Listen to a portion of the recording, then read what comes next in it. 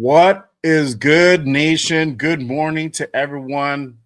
1 year anniversary show. Good morning, Raiders. We're going to go ahead and do the damn thing. Got an action packed show for y'all. So, without further ado, let's go ahead and kick this thing off. Here we go.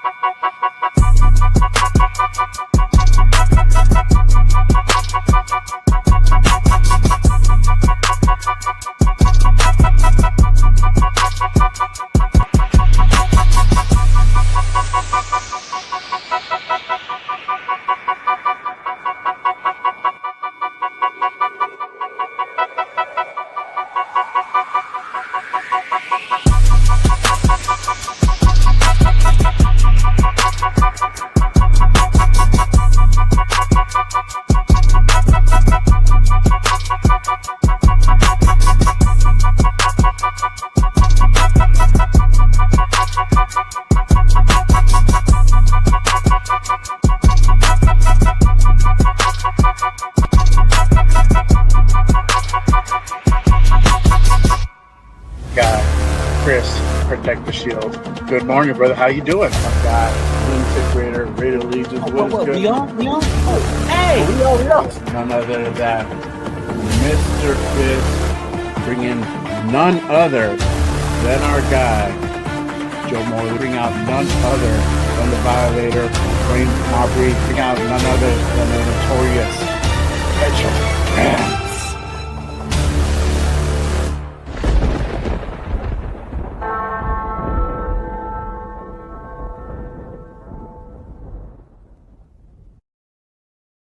Good morning, Raider Nation. Welcome to another episode of Good Morning Raiders. I am back. Well, Good Morning Raiders is back. On a 1-year anniversary show, I started this crazy thing 1 year ago, almost to the day. We're going to go ahead and celebrate and do a damn thing. We have a lot to talk about. Literally, we're on the brink of the final game of the season. The nightmare is almost over, y'all. But before I do, if you guys haven't done so, make sure you guys hit the like and subscribe button on this channel and on my guest channel. We got some hot guests. I had to do it extra spicy today. You already know it's a 1-year anniversary show. Come on, got to do it right. But before I do, let me go ahead and hit up the chat. Again, appreciate everyone rocking with me on this Saturday morning, bright-eyed and bushy-tailed. So let me go ahead and hit up the chat again. Salute to everybody in the building and everybody pulling up. Real quick, shout out to my guy Robert Payne in the building. Salute. Appreciate you, my guy. Salute to I'm Not Bueno in the building. Salute, brother. Appreciate you pulling up. Armando in the building. What is good, my guy? Salute, brother. Roshak. Salute, brother. Thank you for pulling up. Let's see. My guy, Navman in the building. What is good, my guy? Raider Ryan, a member for 8 months here at Just Raiders. Let the off season and the rumors begin. Raiders. You already know, my guy. We're going to go ahead and get into all that this morning for sure. Shout out to my guy, Raider Will. Appreciate you, my guy. Thank you. On the congrats on the anniversary. Appreciate you, my guy. Salute. All right. Let's go ahead and let me bring out my guests for today. We're going to go ahead and do a panel style today here on Good Morning Raiders. Let me go ahead and bring out my first guest. He ran it back with me back in March. You guys know his content on YouTube, on Instagram. Fire content. Let me go ahead and bring out my guy, none other than Raider Alex in the building. What is good, my guy? Salute, brother. Appreciate you pulling up. Thank you for joining me this morning, man. Oh, yeah, no problem, man. Thanks for having me on. And salute to you on the 1-year anniversary, man. It's a big milestone for the podcast. And, salute to everybody in the chat as well. Thank you, man. Thank you for sure. But let me bring out my other guest, my other esteemed guest for this morning. He is my co-host on the Wednesday show. He just popped off a new show yesterday, the No Huddle podcast.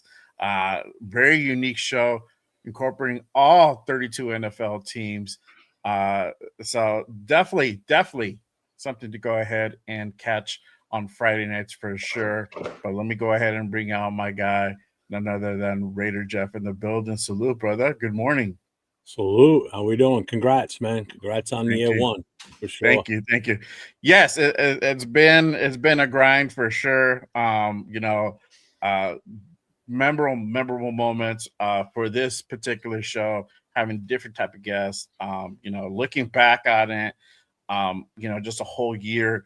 I never thought, for one, I never thought I would get to go ahead and meet the likes of like the Violator and Yeah. talk to all these different type of content creators like your guys, like yourselves, like Rita Alex, like you, Jeff, and just being able to go ahead and share the screen and just talk football, man. And I feel blessed to be able to go ahead and do that and do it in this type of in this form, in this space. So um, let's go ahead and keep it rocking, for another year and definitely. But it has been a grind. It has been a ride for sure, and I'm loving it for sure, 100%. But I have a great show lined up for everybody. As you guys know, this is the 1 year anniversary show. If you guys didn't know, now you know. But more importantly, we are on the brink of the last game of the season versus the Chiefs. The nightmare is almost over. But not only that, we have the number one pick, uh, you know, on literally looming in tomorrow's game. We're going to go ahead and talk about that and much more. But let's go ahead and kick this thing off. Raiders versus Chiefs preview. As you guys know, we are 2-14 for the season. This is the last game of the season. And like I just said, the Raiders can go, they're on the brink of getting the number one pick. We still haven't fully secured it yet, but Raiders can still get the number one pick with these scenarios. And let me go ahead and pull that up real quick. That way we can go ahead and view it together as a team. Here we go. And so starting today, if a couple of these scenarios happen, we can go ahead and secure the number one pick for the 2026 NFL draft. Starting today, if Francisco Seahawks and then two out of the three teams win, which could be Cleveland, which should be Cincinnati, New Orleans, or Detroit, we secure the number one pick for the NFL draft. So 3 out of the 4, we essentially tie. Even if we win tomorrow, we win the tiebreaker. So I think starting today, everybody's thinking, I probably hate to say it, we're probably going to be rooting for the Niners to go ahead and win. Cincy versus the Browns. I feel pretty confident in that one. New Orleans and Atlanta, that's a little bit up in the air. And Detroit versus Chicago, that's a little bit up in the air for me too. But obviously, Raiders lose tomorrow, they did automatically lock in the number one pick. If the Giants win tomorrow, we lock up the number one pick. But what are you guys' thoughts with the whole scenario tomorrow? There's a lot of things that are also kind of swirling around it. There's no Geno Smith tomorrow. We're going to go ahead and have both AOC and Kenny Pickett to play tomorrow, and they're going to be splitting duties. So some people are afraid that AOC might come out guns blazes and might fuck around and win this game tomorrow for us.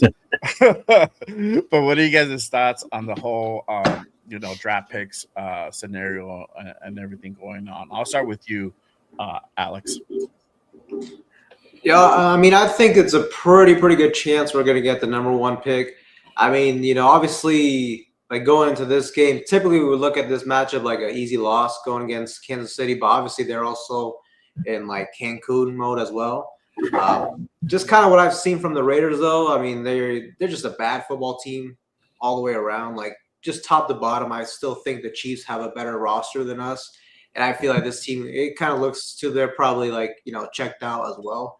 I think there's a really good shot we're going to get the number one overall pick, but it is kind of nice to know that, like, if they do mess around and win, I mean, those scenarios you listed, I mean, honestly, we've seen crazier things happen. I mean, like, I definitely could see the Niners beating Seattle.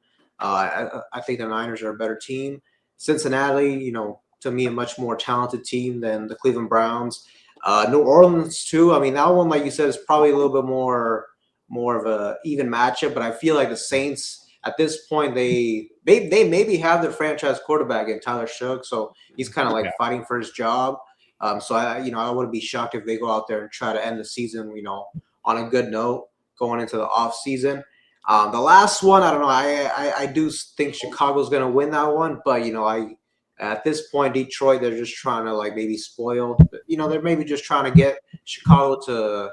They're trying to fight for like the playoff standings. They might be able to knock them down a seed or two, and that might be the difference. And then having to go on the road in the playoffs. So we'll just have to see, man. But at the end of the day, I think the Raiders are going to have that number one pick. Yeah. What about you, Jeff? What are your thoughts on the draft scenarios to lock up the number one and tomorrow's game? I I always hate putting the faith in another team to set our destiny, basically. But this is almost like a role reversal type thing, because we want that number one pick. So in order for it to happen, we have to count on us to lose. And I hate having to say that. I don't want to say that. I want to see us win a game. So in all honesty, I'm hoping that everything comes true, that the Giants win, these other teams that we need to win, and then we can go out there and beat the living shit out of the Chiefs and get the win. That's what I'm kind of hoping for tomorrow goes down. And plus, obviously, tonight with San Fran playing tonight, that's what I want to see. I mean, who doesn't want to end with a win? But if it comes down to one of those other options don't work out, and then we just have to hope that, Aiden O'Connell doesn't, like you just say, or Pickett have just like the game of their life. And, next thing you know, we win by like 20 something points. It's like, what the hell? Yeah. I just don't like having to put the faith of something else in another team's hands. Yeah, for sure. And I just hate that it comes down to the fact that we have to lose in order to do that. And it just, that drives me nuts. Well, I mean, if those three out of four teams that I just listed right now win their games, then winning tomorrow it wouldn't matter, right? The Raiders could go into that game, and if they win that game, great. If they lose that game, no hurt. It's not a foul either. So it just takes a lot of pressure off being able to already have that decided. So that's kind of the factor that I think a lot of the fans, I'm pretty sure also some of these players are going to go ahead and keep their eye on and going to have special interest on these certain games to kind of see how that kind of pans out and plays out. Because if them going into that game versus the Chiefs, now they can go ahead and play comfortably. A win versus the Chiefs is still a win at the end of the day. And you already know I had to wear my "Fuck the Chiefs" shirt today. It's that time. Also breaks the streak of us being shut out. Correct. Yeah, and if a lot of people probably forgot, and they purposely forgot, we were 0-6 last year, and we're on that trend. We're 0-5 currently, so it'll be two back-to-back years if we lose tomorrow versus the Chiefs. And I don't know, that still doesn't sit right with me, even for the number one pick. But I personally will be rooting for these guys, for these teams, the next 2 days. Hopefully, by the time we get to kick off, we already got that already cinched up, and we're good to go, and we can just go ahead and play that game. Real quick, let me go ahead and shoot over to the chat again. Appreciate everyone pulling up and rocking with us on this Saturday morning. Salute to everybody. If you guys haven't done so, hit that like and subscribe button on all these channels. You see up here, my guy 401 Raider Jeff, and then Raider Alex. Make sure you guys go ahead and give him subscribe on his channel. Again, and then obviously this one. Make sure you guys go ahead and hit that like and subscribe button. Real quick, salute to SoCal Sal in the building. Salute, brother. Appreciate you pulling up. Salute. Shout out to John Parker in the building. Salute, brother. Thank you for pulling up. Toby in the building. Salute, guys. Appreciate you pulling up.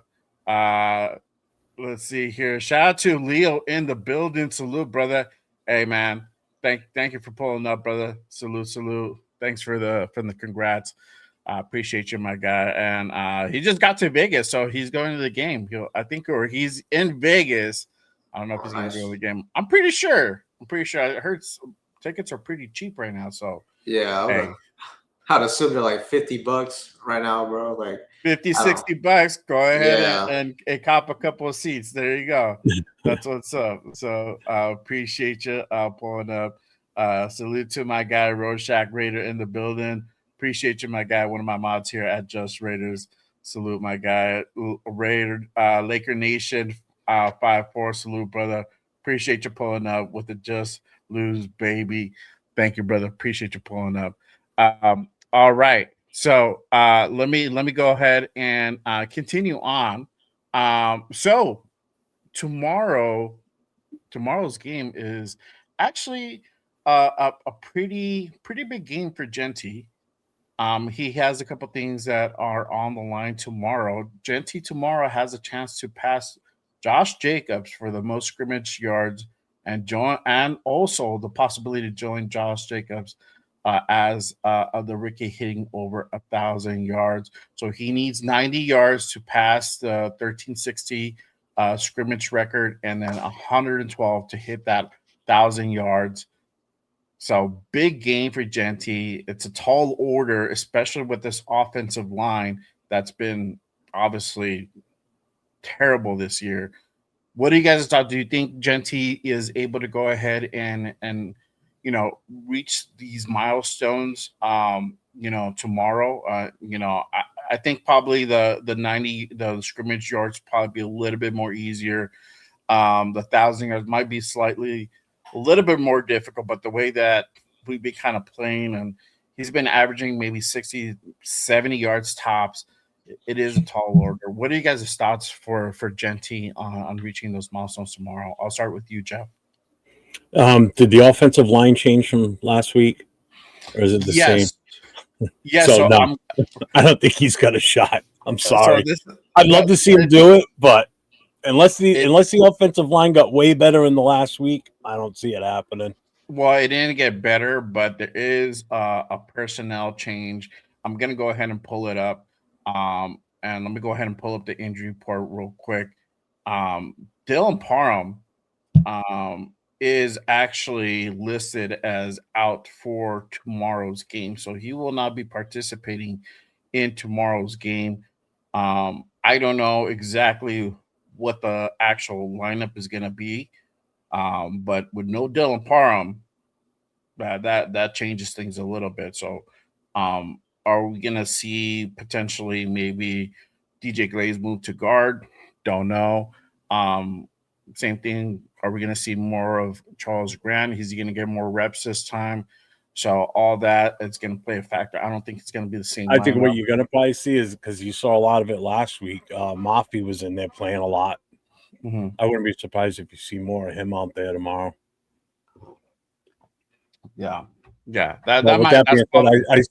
I still don't think Genty hits that. I want him to, but I just don't see it happening. Mm-hmm. That's a tall order. That is a tall order. What about you, Alex? What are your thoughts on Genty being able to go ahead and hit those records tomorrow? So he needs 112 rushing yards to get to that mark. Yeah. So he needs 112 to get 1,000, and then 90 just to go ahead and break the scrimmage one. Yeah.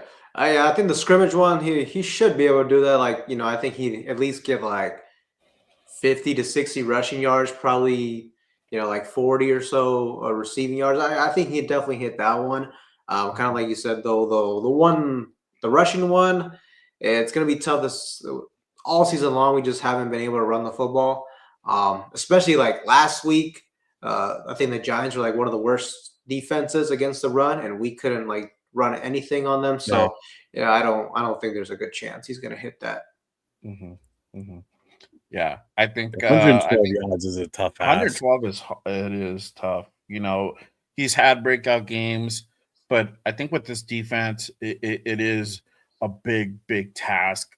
And that's why I go into this game, knowing that I don't think we're going to go ahead and pull off a dub that what more people were kind of scared with the AOC thing, even though the whole AOC is Andy Reid's kryptonite, but with the defense, literally 2 months ago or 3 months ago almost, we got literally slapped 31-0 by this Chiefs team, and people tend to forget a lot of that was also the defense. The defense literally held us at 0.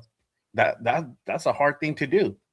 Yeah. So I think with and looking at that injury part, even though they have a lot of injuries, I still think that their defense is still good enough to go ahead and keep us at bay and prevent us from actually pulling out a win. So, yeah, it is a tough order, but hopefully, Genty at least can get one of those records tomorrow. If he's able to hit that 90, I think he can go ahead and, he can go ahead and walk away with his head up high for sure. I agree with Alex and yourself on. I could see him doing the combined, hitting that 90, but I think getting 50 to 60 yards rushing is definitely feasible. Anything beyond that, that's tough. Yeah. But it also depends on how many times he gets to even touch the ball. How fast do we abandon the run like we usually do this season? Yeah. Right. Then also too, it's not like an incentive based thing, right? It's not like he gets like a bonus hitting this or anything. Yeah. No, somebody looked that up the other night on one of our shows, and they said that there's no incentive bonus for him. Okay. So it's just accolade. It's just an accolade that he would have. Yep. Okay. Gotcha. Cool. Yeah. So yeah, it's a personal mental milestone is what it comes down to. Just again, 1,000-yard rushes aren't what they used to be. Yeah. 17-game season now, so it's and it sucks, with the whole Genty bus type conversations that happen throughout the season, and I don't think you put it solely all on him.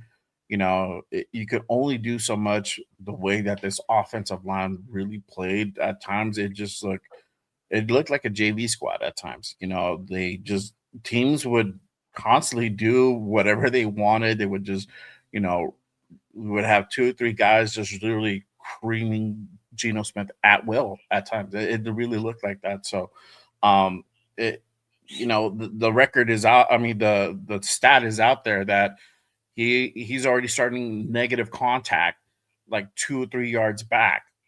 And that's just how bad this offensive line played. So, if you had him, you have to go ahead and have 2 or 3 guys miss just to go ahead and get back to the line of scrimmage and then start producing positive yardage. That's a tall order, and it also based on the type of scheme that we're running. We ran a lot out of shotgun, and that was also not in his favor as well. Really quick shout out to my guy AR with the $5 super. Jeff, Alex, Jay, salute gang. Any of you guys going to Vegas? I'm not going to Vegas. I'm going to be watching the game at home tomorrow. Jeff's out in New England, so unless you're going to go ahead and get on that Learjet, bro. No. The purchase the purchase for the new jet hasn't gone through yet, so no. Okay, it's still pending. I'll be with my chapter tomorrow watching the game at Buffalo Wild Wings up in Mass. So yeah. No, unfortunately, I didn't have that game plan. I would have to I would have to most likely drive to Vegas, but yeah, I didn't really have that lined up per se. So I'll be at home watching the game. We'll do the post game tomorrow for sure. But going into tomorrow's game, another question kind of also looms out on the horizon. Will all the rookies finally get all the reps, and will all the rookies finally get some burn tomorrow? And we're talking about Jack Bash. Jack Bash was dealing with an injury last week, and it looks like, based off that injury report that I pulled up earlier, he's going to be active for tomorrow's game. Dante Thornton, Caleb Rogers, Charles Grant, JJ Pegues, Tonka Hemingway, and then Darian Porter. Are we going to go? And then obviously Genty. And then are we finally going to go ahead and get to see all those guys? And what type of impact are they going to go ahead and really have on tomorrow's game? My thoughts basically, they should all play at this point. Nobody should really be riding the bench anymore. I think we're being the last game of the season, playing the Chiefs. This is the time. This is the very last game. You can go ahead and do some real evaluation and see what you potentially have on the draft picks that we just went ahead and drafted this past draft, right? Who we're going to keep, who we're going to go ahead and part ways with, or who still is worth keeping to develop. All those questions are super important. My thing was this: a lot of Raider Nation was literally chanting to go ahead and have Charles Grant come in and start getting reps probably the last 3 or 4 weeks, right? And we finally got to see him, I think, last game, and then he did pretty well. He got about 7 snaps, and he did pretty well. Same thing with Caleb Rogers. Time before that, he came in later in the season, and then as soon as he started coming in, he did fairly well. So some of these rookie offensive linemen are looking like they have some promise, right? We'll still need a lot of work in that offensive line, but with having being this the key issue, at least we have some potential there, and maybe some some positions that we don't exactly have to fill, or maybe we can go ahead and add just depth to it. What are you guys' thoughts on having the rookies play on these 2 offensive linemen that had minimal reps so far, but shown some potential?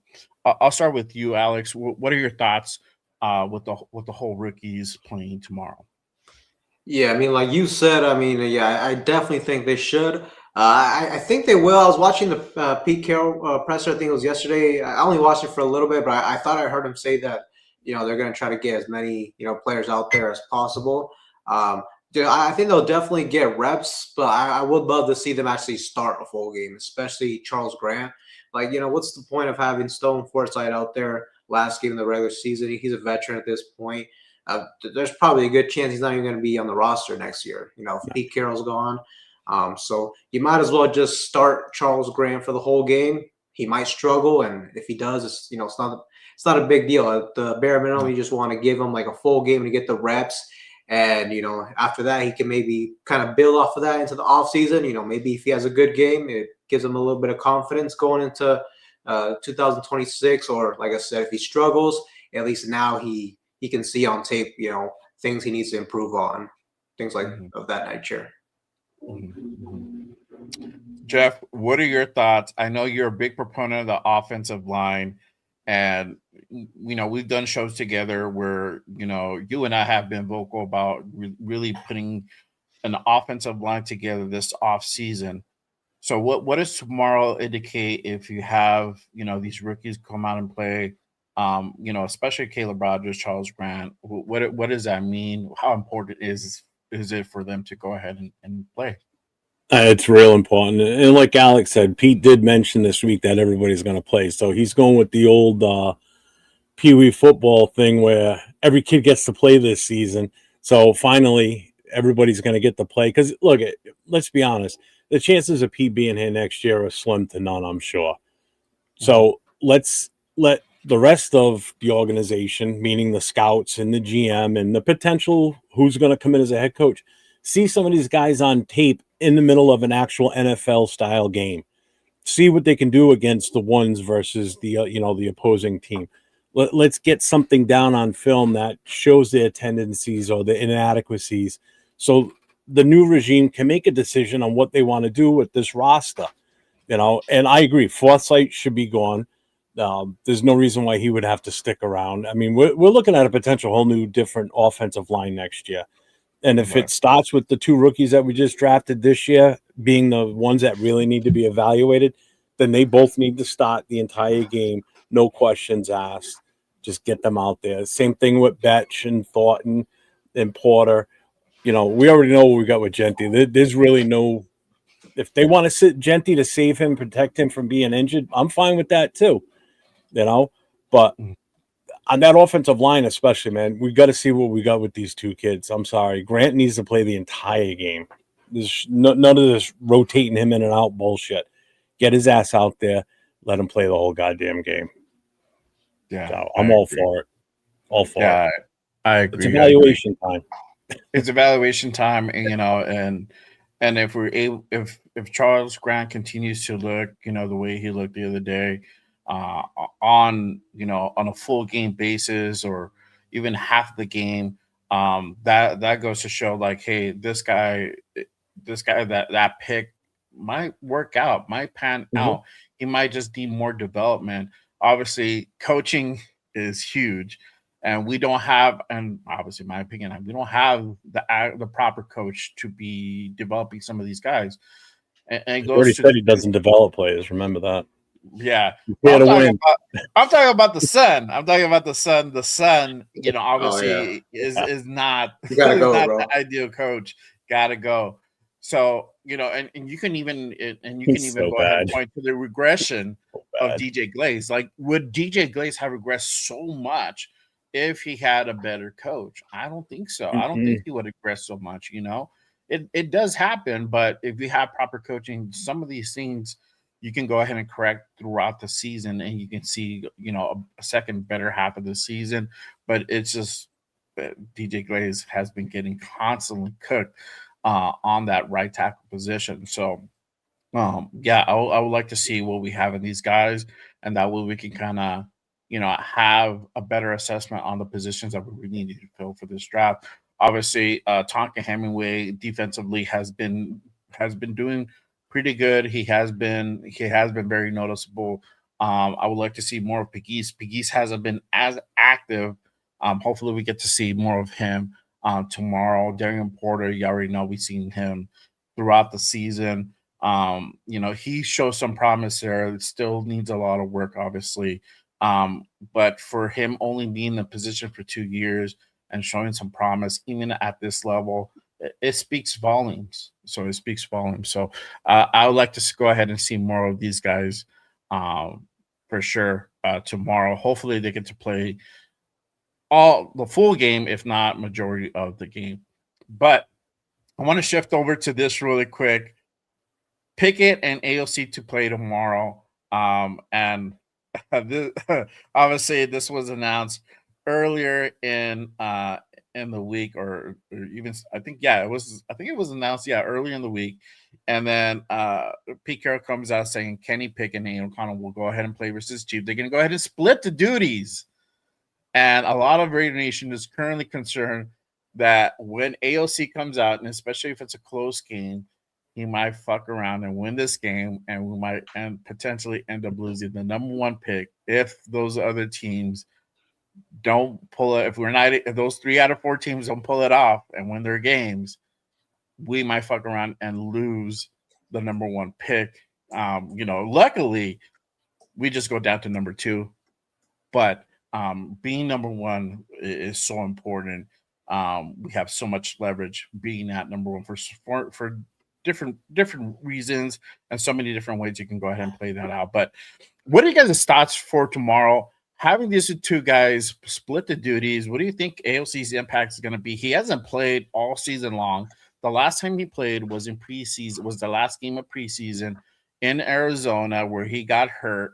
And I was there for that game. He did not look impressive at all. He really struggled through that game. Leo, who is in the chat right now, we were together with Nate at that open practice, we got to see AOC also play during that time in person, and he looked worse in that open practice in that scrimmage game, but obviously it's just scrimmage.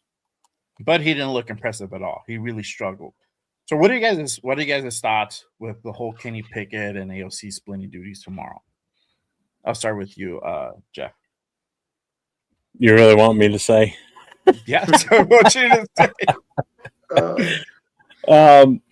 I at this point, why even bother? Just put Pickett out there, and I agree, because this could be the time that the last thing we need is for someone to come in and want to play the hero and kind of do something silly, like, actually win a game for us. I can't believe I'm even saying this about upset that we could possibly win a game. I don't know, man. I don't think the whole flip flopping quarterbacks. I mean, unfortunately, the best option would have been if they would have taken Cam Miller off the practice squad and let him and Pickett go out there. We already know what we got with AOC. He's the backup. Yes. Plain and simply. He's not going to be the starter for us going forward. I've come to grips with that. I've always been a supporter of AOC 12 since he's been here. But no, Leo, he doesn't get carried out on the That's a good question, bro. I saw that. I saw him put that up earlier, too. I would have rather seen Pickett and Miller out there. Let's see what we got in Pickett. Let him play a whole half. Let Cam Miller play a whole half and go from there. I don't agree with the whole swapping the quarterbacks in and out and, you get this series, I'll get the next one type of thing. Again, we know what we got with ALC 12. You already know what he can do. Yeah. Thank you, Jason. I think it's kind of a waste. With our luck, plus he's probably going to go out there and get hurt again anyway. So, yeah. What are your thoughts, Alex, on the whole splitting duties tomorrow between these two guys? Yeah, man. I think, just based off of this, man, I think this kind of confirms the Raiders are going to lose tomorrow's game. It just kind of shows they're treating this game like a preseason game. You only see this type of stuff in preseason. So yeah, I definitely think they're going to have as many young players play as possible, and they're going to split snaps between quarterbacks. A little bit ridiculous to me, in my opinion, kind of like you said, especially with Aiden O'Connell, you haven't played him all season long, and now you're going to play him when the season's essentially over. I mean, why not just play Kenny Pickett or, like you mentioned, Cam Miller? At least that would have been a little bit interesting, man. At least we don't really know what we have in him. I mean, he probably would have struggled, and that would have kind of worked out to what we're trying to do, try to secure that number one pick. But yeah, man, also too, you look at the offensive line. Geno Smith was getting his ass beat last week. What's Aiden O'Connell gonna do with that type of pressure? It's gonna be rough out there. Yeah. Well, I mean, the other thing is, why didn't we take him off the practice squad as soon as Geno went on IR? We should have made the move then. Yeah, I don't know what they waited for. It might have been too late. He might have been going through. I think the waiver. I think they still have to go through waivers. Yeah, it's possible. I get that, but why? Yeah. I mean, I'm not sitting there saying that Cam Miller was the potential future for this team, but would have been nice to have been able to evaluate him, seeing as though we drafted him. We already cut him once, and then we were able to re-sign him to the practice squad. It just would have been nice to see, what he could have done. But whatever, it is what it is. Yeah, and that whole the Dolphins picking up Cam Miller off the practice squad did raise a lot of eyebrows. Even though it being the last game of the season for them, I don't know if I think their plan is just to kind of have that backup because nobody. I mean, if people don't know, anybody that you pull from the practice squad, you have to automatically sign them to the active 53-man roster. So that's what the Dolphins did, right? Because they just pulled them off our practice squad. So for whatever reason, Mike McDonald sees some type of potential in them, but I'm pretty sure it's going to be just kind of as emergency case only. He has that backup quarterback, but obviously going into the offseason and, is he going to really stay on with the team? Is he going to get cut? All that, those questions loom. But for them to, choose Cam Miller out of I don't know how many quarterbacks out there currently in the league, and they also could approach guys that are currently not working out. I mean, we saw what did we say? We saw Indy go ahead and try to they went out and tried to get Phillip Rivers to come back and play as well. So there's guys out there that are just sitting on the couch too, but they decided to go ahead and get Cam Miller, a 6th round pick that we drafted. So now questions are going to be like, what if this guy play? What if this kid plays in the game? What if he balls out? Or what if he plays next season and he's able to go ahead and ball out and potentially be the next best thing? Would it happen? Probably not, because he is a 6th round pick. We did get to see some glimpses of him. He shows little flashes, but obviously he's still a rookie. He needs way more work. But you still have now that question kind of floating out there, like what could Cam Miller have become if we would have kept him, if we would have put him onto our active roster, right? So Yeah, we'll I mean, see what happens with that. Just want to hit on the Rivers thing. The Phillip Rivers thing, I mean, that was a calculated move on the Colts part. They knew they purposely targeted him for a reason. And it's not because he was the only one that was really out there. He was familiar with that offensive system. And they were in a desperation, we need to win now. They thought he gave them that best option was to bring him in, because part of that coaching staff and the offensive scheme that they run on offense is what he played with when he was in San Diego. So he was familiar with that from the get-go. So there was no prep work, nothing. He just walked in there. He pretty much already knew the plays. He just had to get back into somewhat of a little bit of a more football shape. You know, I mean, I commend him. 44 years old. He's a grandfather, just became a grandfather, and he's out there starting NFL games. It's like, all right, that's pretty cool. I mean, I'll give him credit. It's the only time I didn't dislike Phillip Rivers is the fact that he was with the Colts, because his entire career with the Chargers, I hated every second of it. So. Yeah, so I still don't like Phillip Rivers. But that was a smart move on their part. I mean, in all honesty, you know, they were falling hard, man. At one point, think about it, they were the number 1 seed, and they're out of the playoffs now. Yeah, for sure. Yeah. Whatever happened to Anthony Richardson with the Colts? Is he injured? Is that why? Because he's injured again. He's injured. Yeah. Bro, how's he didn't even play all season, bro. How the hell is he already injured? I have no idea, but they lucked out with Danny Dimes just kind of working out in Indy, that situation, and up until the point that he got hurt. Once he got hurt, obviously their whole fucking season just went to the toilet, and then that's where you saw Phillip Rivers come in. But either way, Phillip Rivers, I don't know how much he was working out, but obviously there's regular, like, hey, I'm gonna go ahead and work out, go to the gym and stay active, to like, hey, I'm getting ready for football season type of conditioning. So you're still pulling this guy off of the couch. How much reps is he getting in? So all those questions for him, like, just to go ahead and come into that scenario, does it is you gotta give him his flowers on that one. It is pretty cool, but still they could have went a different direction. Yeah, this could have went a different direction. Shout out to my guy G Fam with the $50 slap your mama super. Big congrats on your 1-year anniversary of putting that handsome mug on YouTube for the world to enjoy. Your Raider wisdom. One love, Raiders. Appreciate you, my guy. Salute to you, brother. One of my mods and members here at Just Raiders. Appreciate you. I don't think I'm handsome, bro, but this ugly mug, for whatever reason, keeps appealing to people. So I appreciate that. Thank you, brother. Salute to you, man. But let me ask you guys, with the whole AOC thing. I mean, do you really think this kid could come in and pull off a win tomorrow? Leo said, is he going to be carried out with the stretcher?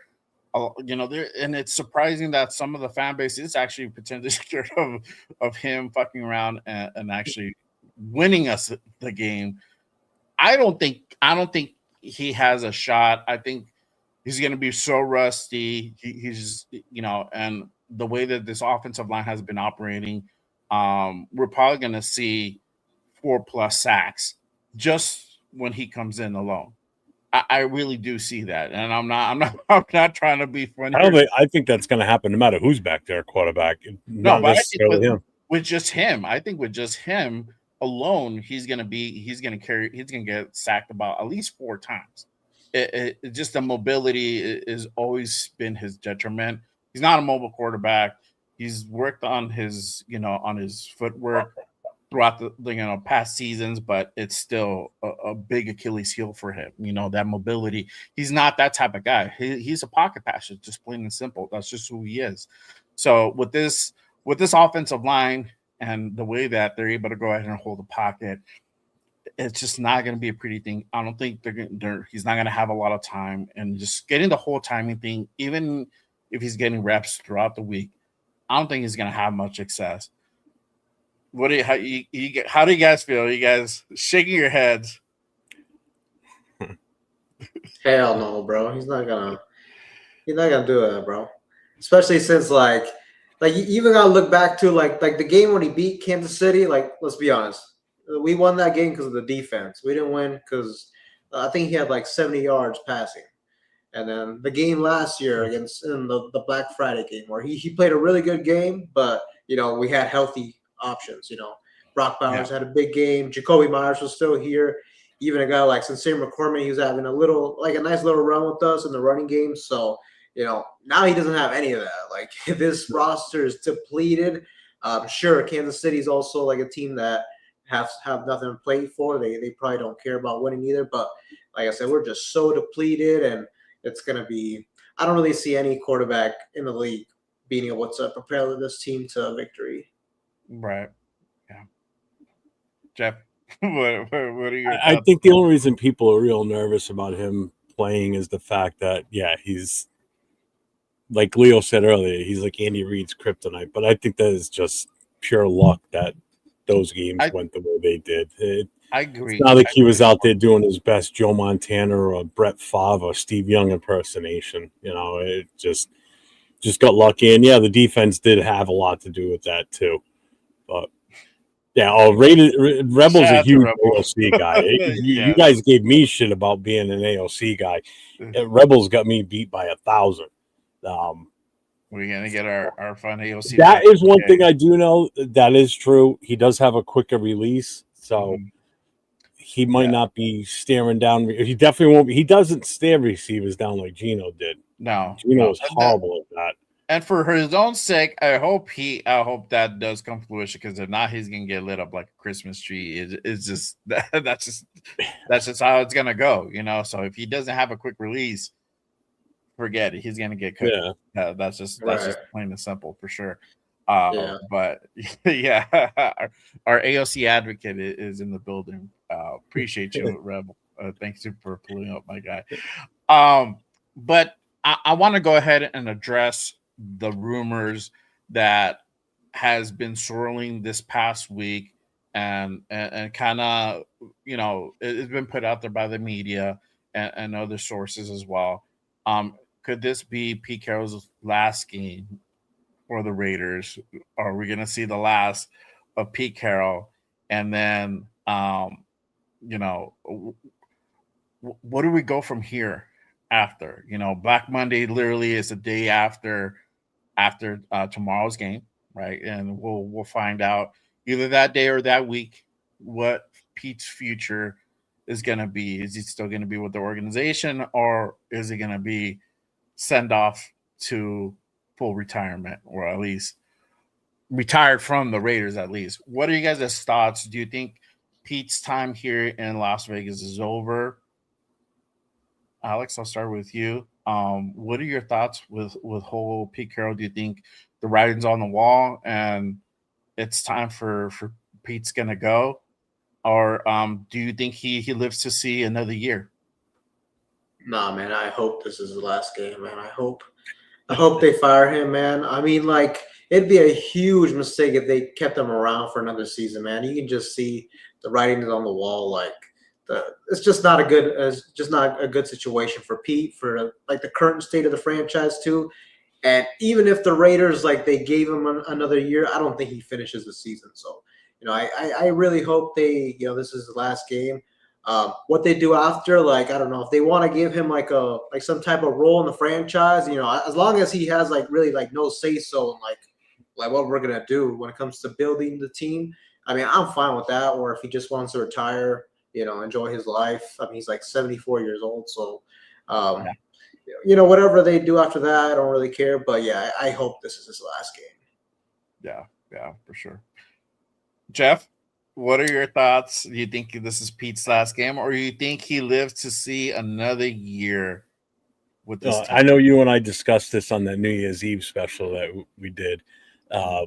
I want him to be treated just like Jared Mayo was last season, where Jared Mayo was still walking out of the stadium and the fans in New England was still in the parking lot after the game, and he went walking by with his box out to his car to go home.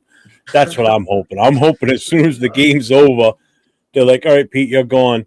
And security escorts him to his office. He cleans out his office.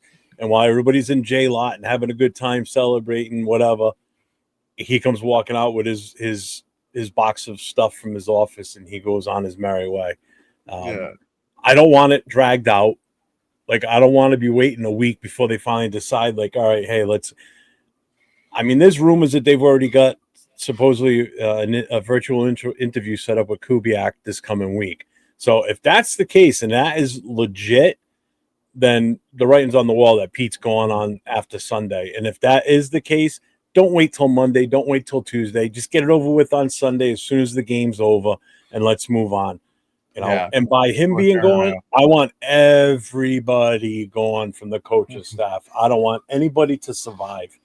I want it completely wiped out. I want no remnants of any past regimes. And Patrick Graham, I'm looking at you. That means you too. I want them all gone. I want a new coach to come in here and set the foundation with the way he wants to run things and with his full staff. So, yes, I think Pete's gone after this week. And if he's not, fuck, we're screwed. Yeah. We really are. And this came out the other day as well. Shout out to Raiders Resistance. If you don't follow Raiders Resistance, make sure you guys go ahead and give my guy a follow on Instagram and also X for everybody watching on X. Salute to you guys. Good morning. This came out from Jeremy Fowler. Raiders have done some preliminary research for their next head coach.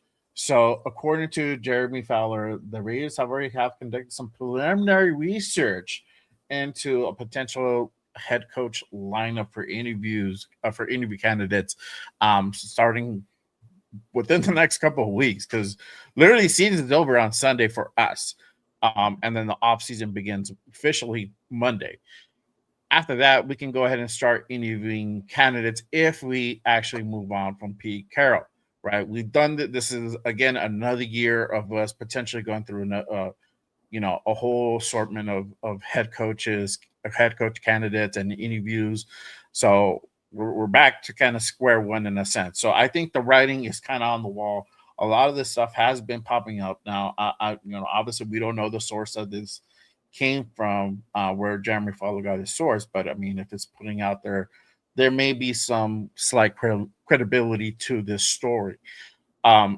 If that's true, then we will see Pete Carroll coach his final game tomorrow. And I think at this point, Raider Nation is ready to go ahead and move on from Pete Carroll. A lot of the consensus really seems on that. I haven't really seen anything out there, especially online or on any of the shows that I've done or I've done with Jeff, or Jeff shows, that people want Pete Carroll for another year.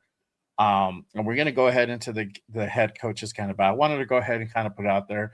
Also, Pete has also kind of indicated as well that he's not quite confident whether he's going to be around next year or not. So you also have that factor as well. So we might see Pete Carroll coach his last game with the Silver and Black tomorrow.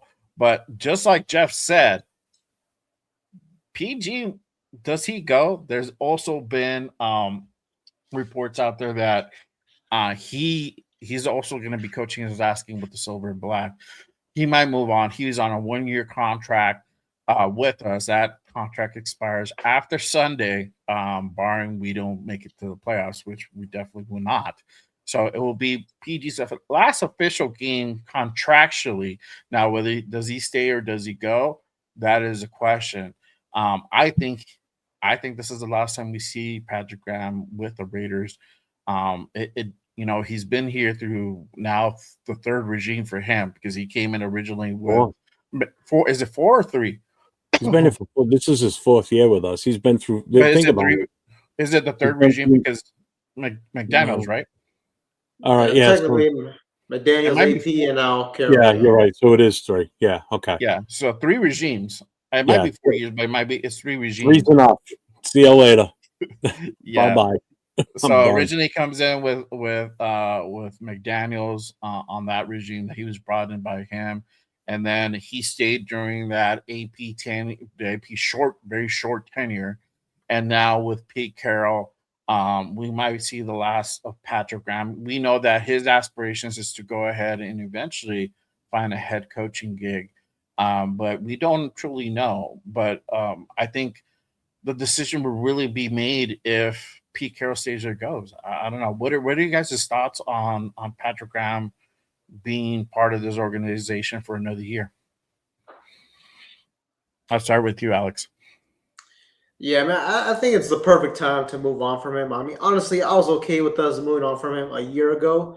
I honestly thought that's what they're going to do. And it honestly seems like that's what they wanted to do. It actually, there's actually a report that came out like maybe a month ago or 2 months ago. I don't remember. But Robert Saleh was their guy. Like they wanted to sign him as a defensive coordinator. And the plan was after year 2 or year 3, after Pete Carroll, was going to, basically, they're going to have Robert Saleh be the head coach.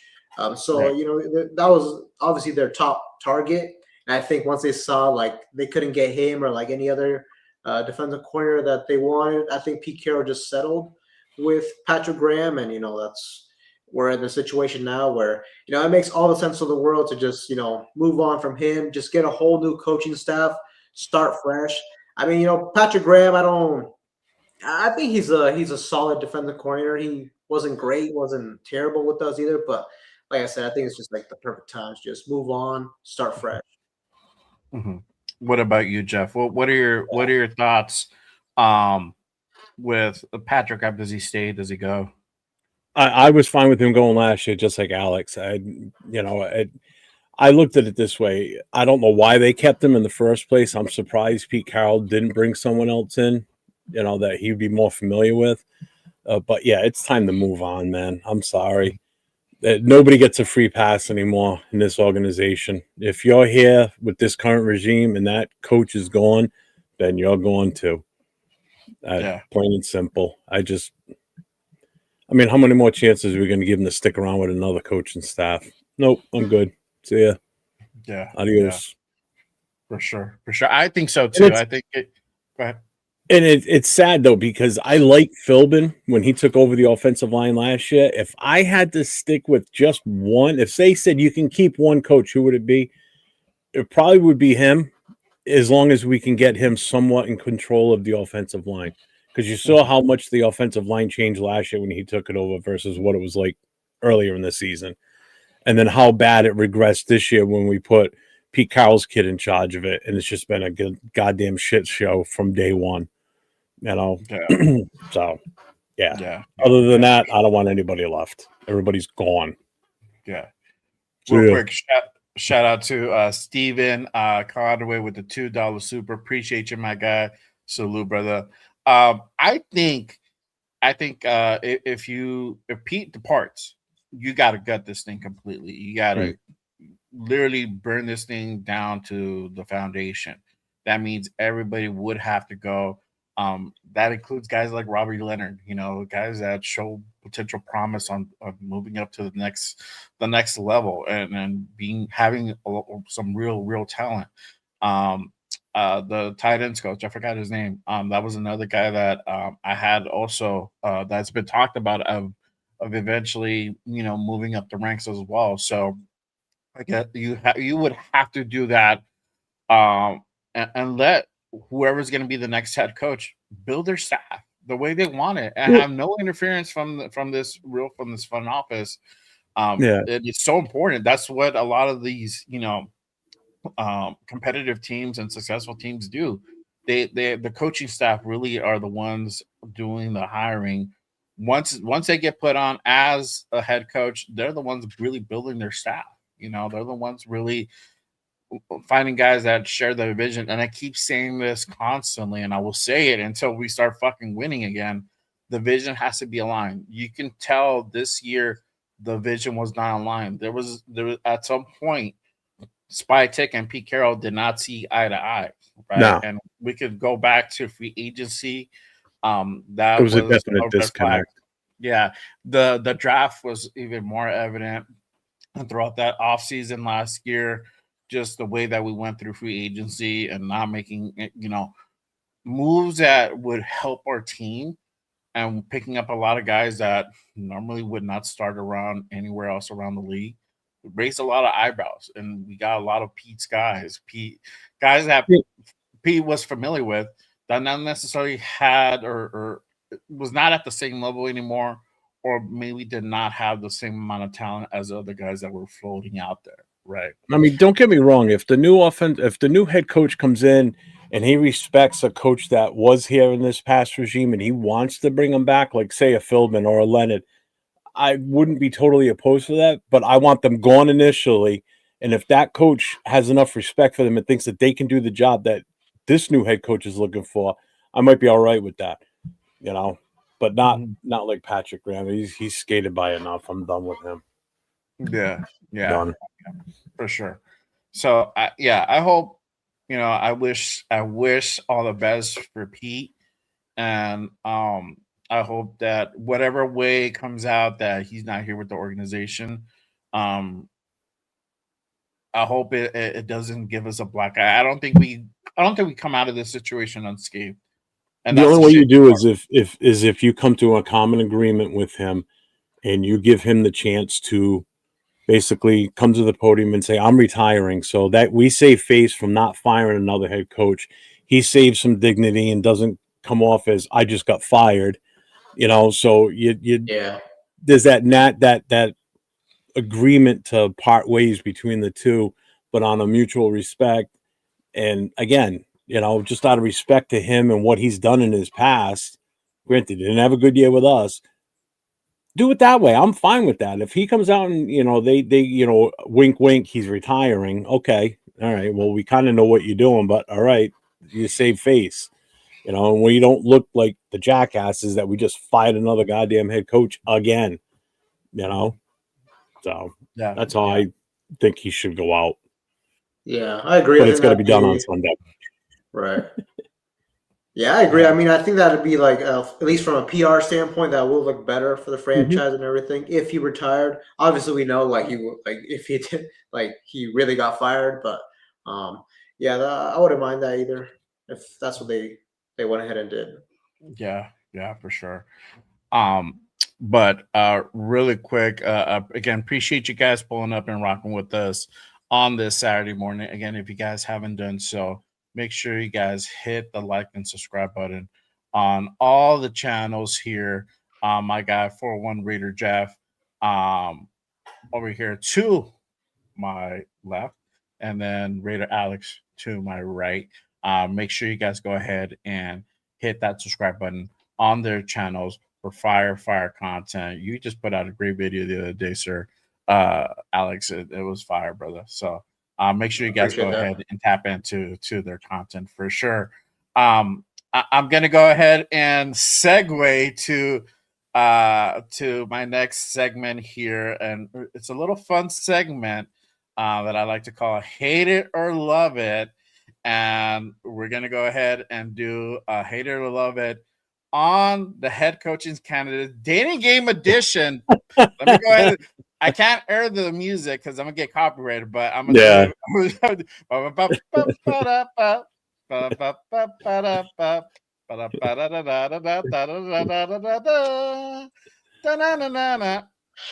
Okay. That was my poor attempt to do the dating game song. You did pretty good. I didn't want to get copyrighted, so I'm like, I'm just gonna do it. I think it's more funny that way. All right, so we're gonna go ahead and do a little game, and then obviously, everybody who's watching as well, please participate and let us know on the comments who would you guys like to go ahead and see as a potential next head coach of our Las Vegas Raiders. I'm putting up my guys up on the background right now. But let's go ahead and do this thing. I'll start off with this guy first. Joe Brady, current offensive coordinator of the Bills. Do you guys hate him or love him for a head coaching candidate? Jeff, I'll start with you. What are your thoughts? I like it, but not as much as some others. Mm-hmm. I can't say love because I'm not. So you hate it? I don't want to say hate it though.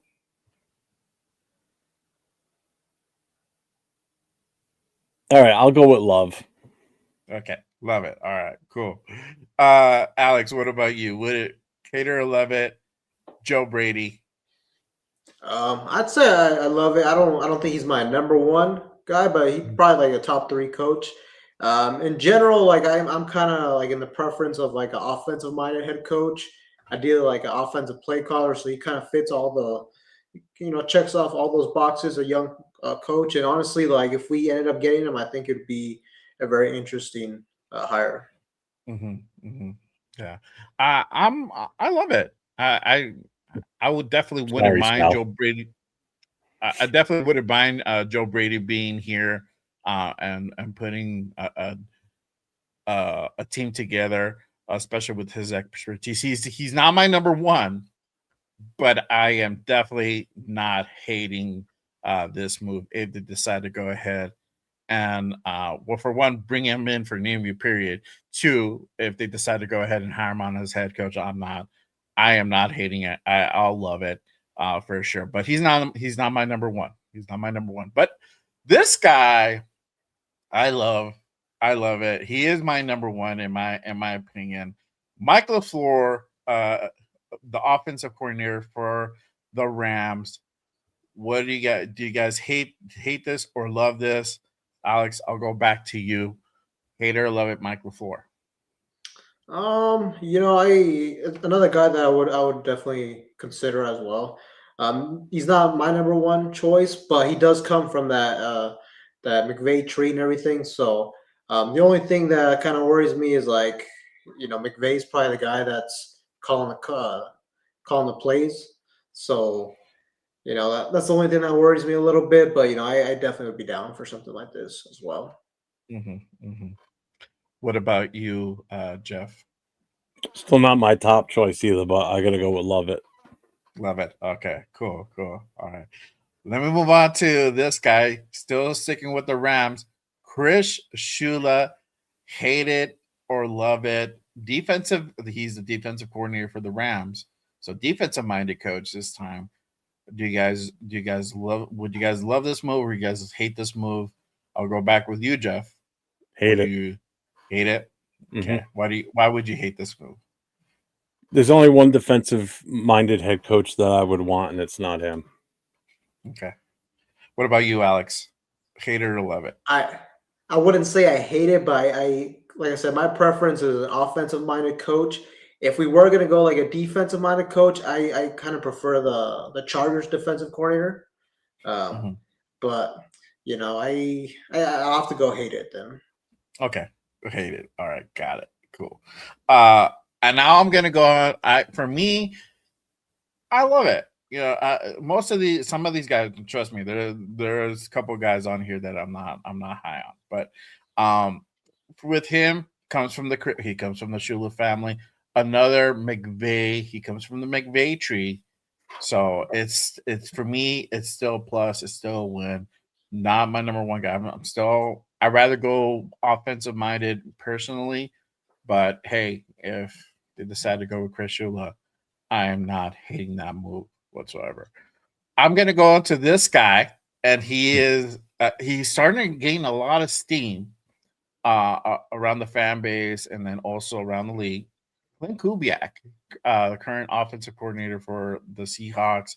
He's been around. He's done multiple stints previously before he was with the Saints. What do you guys think? Do you guys hate this? Would you guys hate this move? Would you guys love this move? Uh, Jeff, I'll go back to you. I Hate love or it. love it? He's my number one. He's your number one. Yeah, Okay. he's the one that I've been kind of hoping if we're gonna get one, I'm hoping it's him. Uh-huh. Why do you hope that that is him? Just his past history and what he's done with Seattle this year too. I mean, you know, you bring in what's his face, Darnold. Donald, and look what he's able to do with him. Nobody was expecting that. You know, and you still have people saying we should have got Donald. I'm sorry, but there ain't no quarterback, past, present, or future that could have done anything with this team. So if you honestly think that Donald would have come here with this roster or in our offensive line and done what he did in Seattle, you're freaking crazy. There's no way. So I attribute what Donald's done because of that guy right there and how that team is look, they're playing tonight for the potential to win their division, up their seed standing for the NFC. So I think what he's done is amazing compared to where they were last year. Hell yeah. That's the guy I want. That's my number one. There you go. What about you, Alex? Do you hate it? Love it? Clint Kubiak to the Raiders. Yeah. Yeah, I love it. I mean, I think for almost everybody's the top head coaching candidate of this whole cycle. So the only thing is, like, is he going to choose us? I don't know about that. I honestly feel like maybe like he might prefer other destinations, like the New York Giants, for example. But yeah, I mean, if the Raiders somehow landed him, I would, I'd definitely be excited. Yeah, he's not quite like a Ben Johnson type of candidate that we saw last year, but he's a really solid candidate.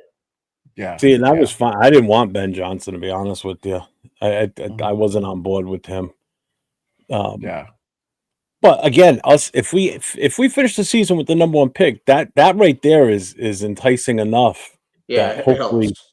yeah, definitely. Because now you're basically telling that guy that's a potential head coach, hey, look, we got the number one pick. You and our GM are going to be able to set this team going forward. You get to pick the guy that you want to work with, whether you be a QB or not. You get to make that choice. Mm-hmm. Yeah. For me, I love it, and the reason why I say I love it. He's not my first choice, but he is accomplished. He's been around the league. He has turned around teams, and just like Jeff said, I mean, he's improved. Like the whole thing with Darnold. That is a lot of Clint Kubiak. So I wouldn't mind him being here. Would he necessarily come here? That is the question. Even with the number one pick, we just don't know. There's also been reports that he might stay in Seattle. He might not even come out to seek a head coaching gig this offseason. So that also is into play, but his name is definitely being floated around the league currently as a potential candidate for the Raiders. I'm going to move on to this next guy. You guys, I think everybody's very familiar with this guy. Cliff Kingsbury has also recently just circled in the news as being a potential candidate for the Raiders. We visited kind of this issue last year or the year or 2 years ago with the whole, or I think it was last year, with the whole offensive coordinator position and that falling through with the whole, not seeking to go ahead and get a top quarterback prospect. He verbally said yes, he was going to come over to Las Vegas, and then at last minute, at the end of the day, he decided to go ahead and pull out and go to the Commanders. But now again, his name is being thrown out there as being a potential candidate for a head coach. Now this time a head coaching gig with the Raiders. I'm going to say I hate it. I don't like this move. The way that he kind of left us, that year where we were in negotiations with them. That kind of goes to show what the true colors lie here. Like, would he resign after a year if things don't go his way? is he going to be out, and are we going to go ahead and find ourselves in a predicament similar to this, but not by our own accord, by his doing?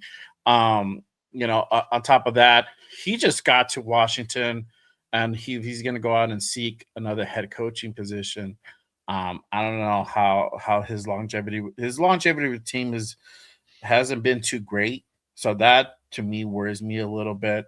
I know he's done good things with JD5, but him being out this season, they really haven't made a whole splash. So I don't know. I'm very on the fence. I say I hate it. Uh, Alex, what about you? Do you like this? Do you love this move, or do you hate it?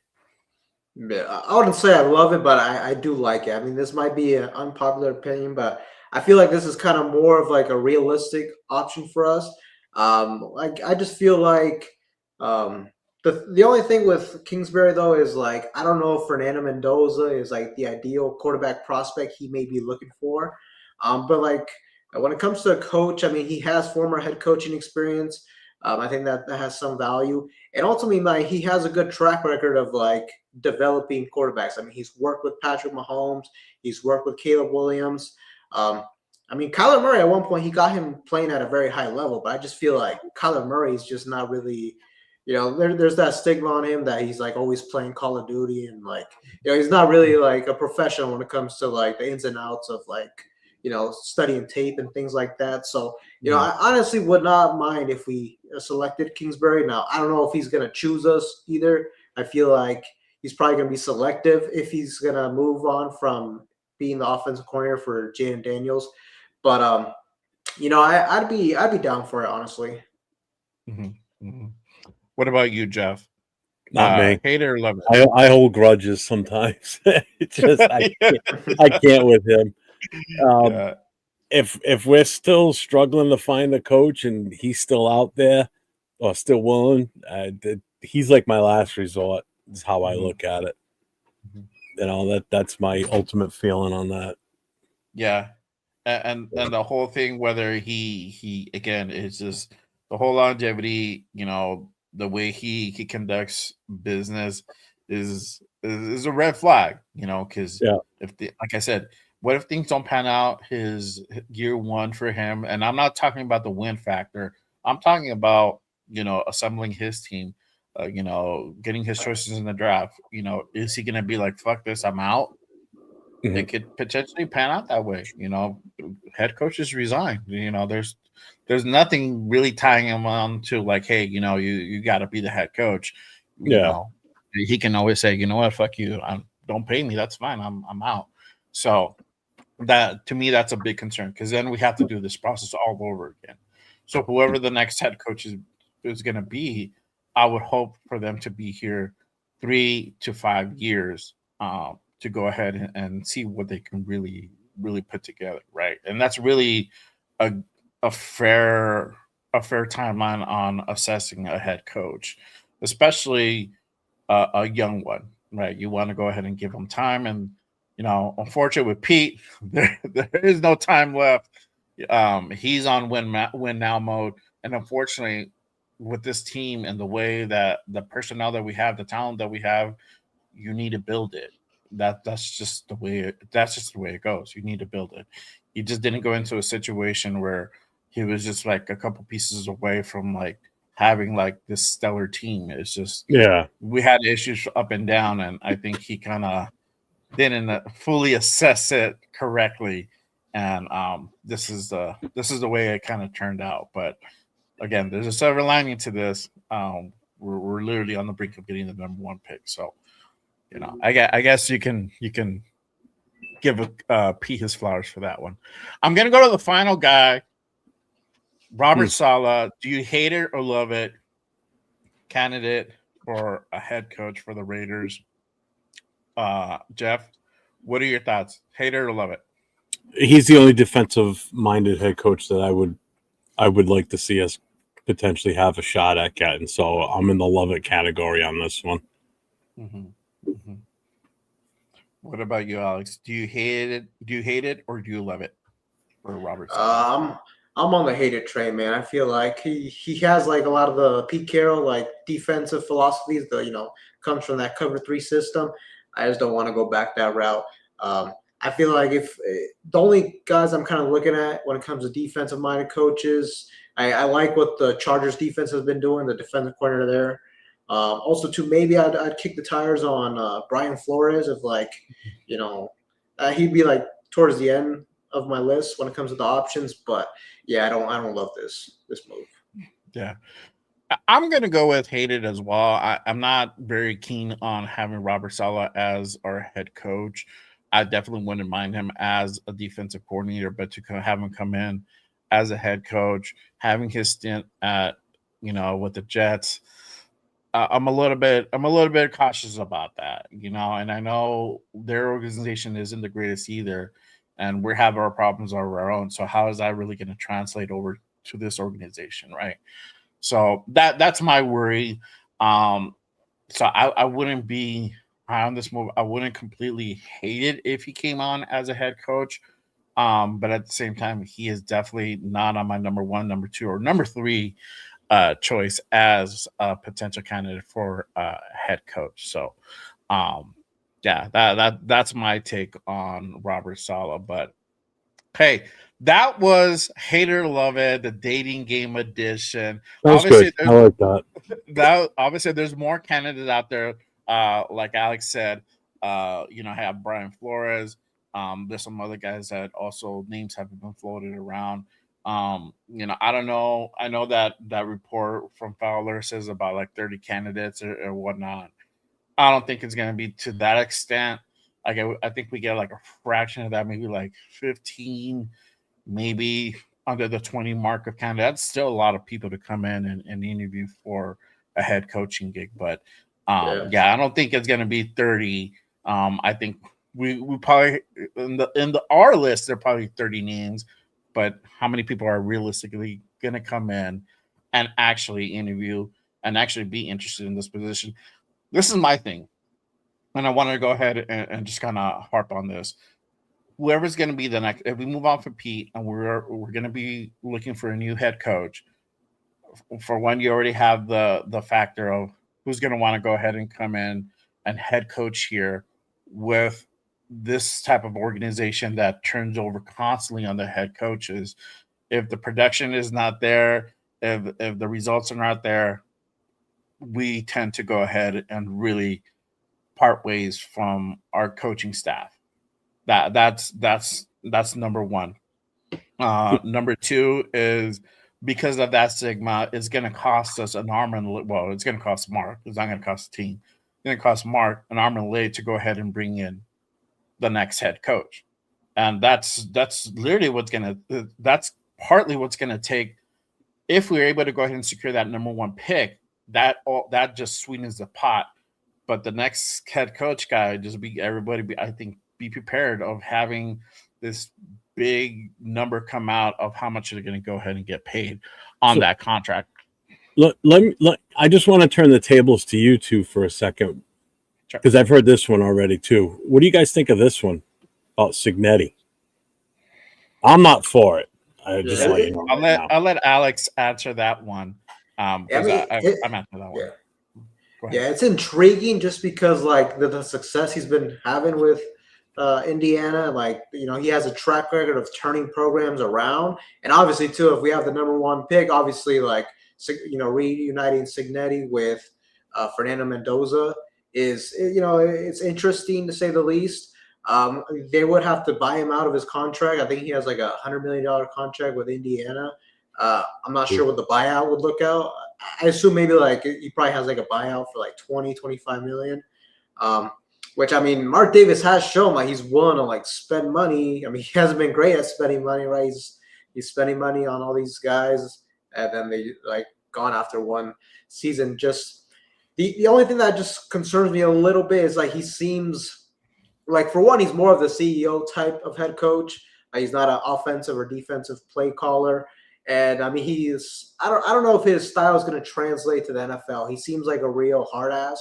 He kind of reminds me a little bit of Nick Saban. So I feel like if he stays in college, he might be the next Saban of this generation for college football. Yeah. So that's the only thing. Like, I just don't know if his style would translate. But we'll just have to. I don't know, man. I for one, I don't think it's realistic, and I probably wouldn't go that route. Yeah. We touched shout out to G fam. He actually gave us this question on New Year's Eve, and he asked us, if we get the number one pick, thoughts about bringing over Signetti as a head coach to kind of have continue that continuity with Mendoza. My thing is this: I would not be for that move. For one, you're not most likely we're going to end up getting a rookie head coach, right? Yeah. The difference is that Probably. Signetti does not have experience really in the No. NFL level as a head coach, right? I don't know. I got I to don't look think at he's his got any resume. I don't know. history in the NFL. I don't think he got. I haven't looked at his No, resume, so yeah. I wouldn't know. I can't speak to it like intelligently and say like, oh, he has some experience. I don't know, but like if I had to compare like a Shula or like LaFleur, let's say Robert Sala, right? Those guys have experience. At different levels, right? I mean, you had Robert Sala, who's already had a head coaching stint for the Randy. Jets, right?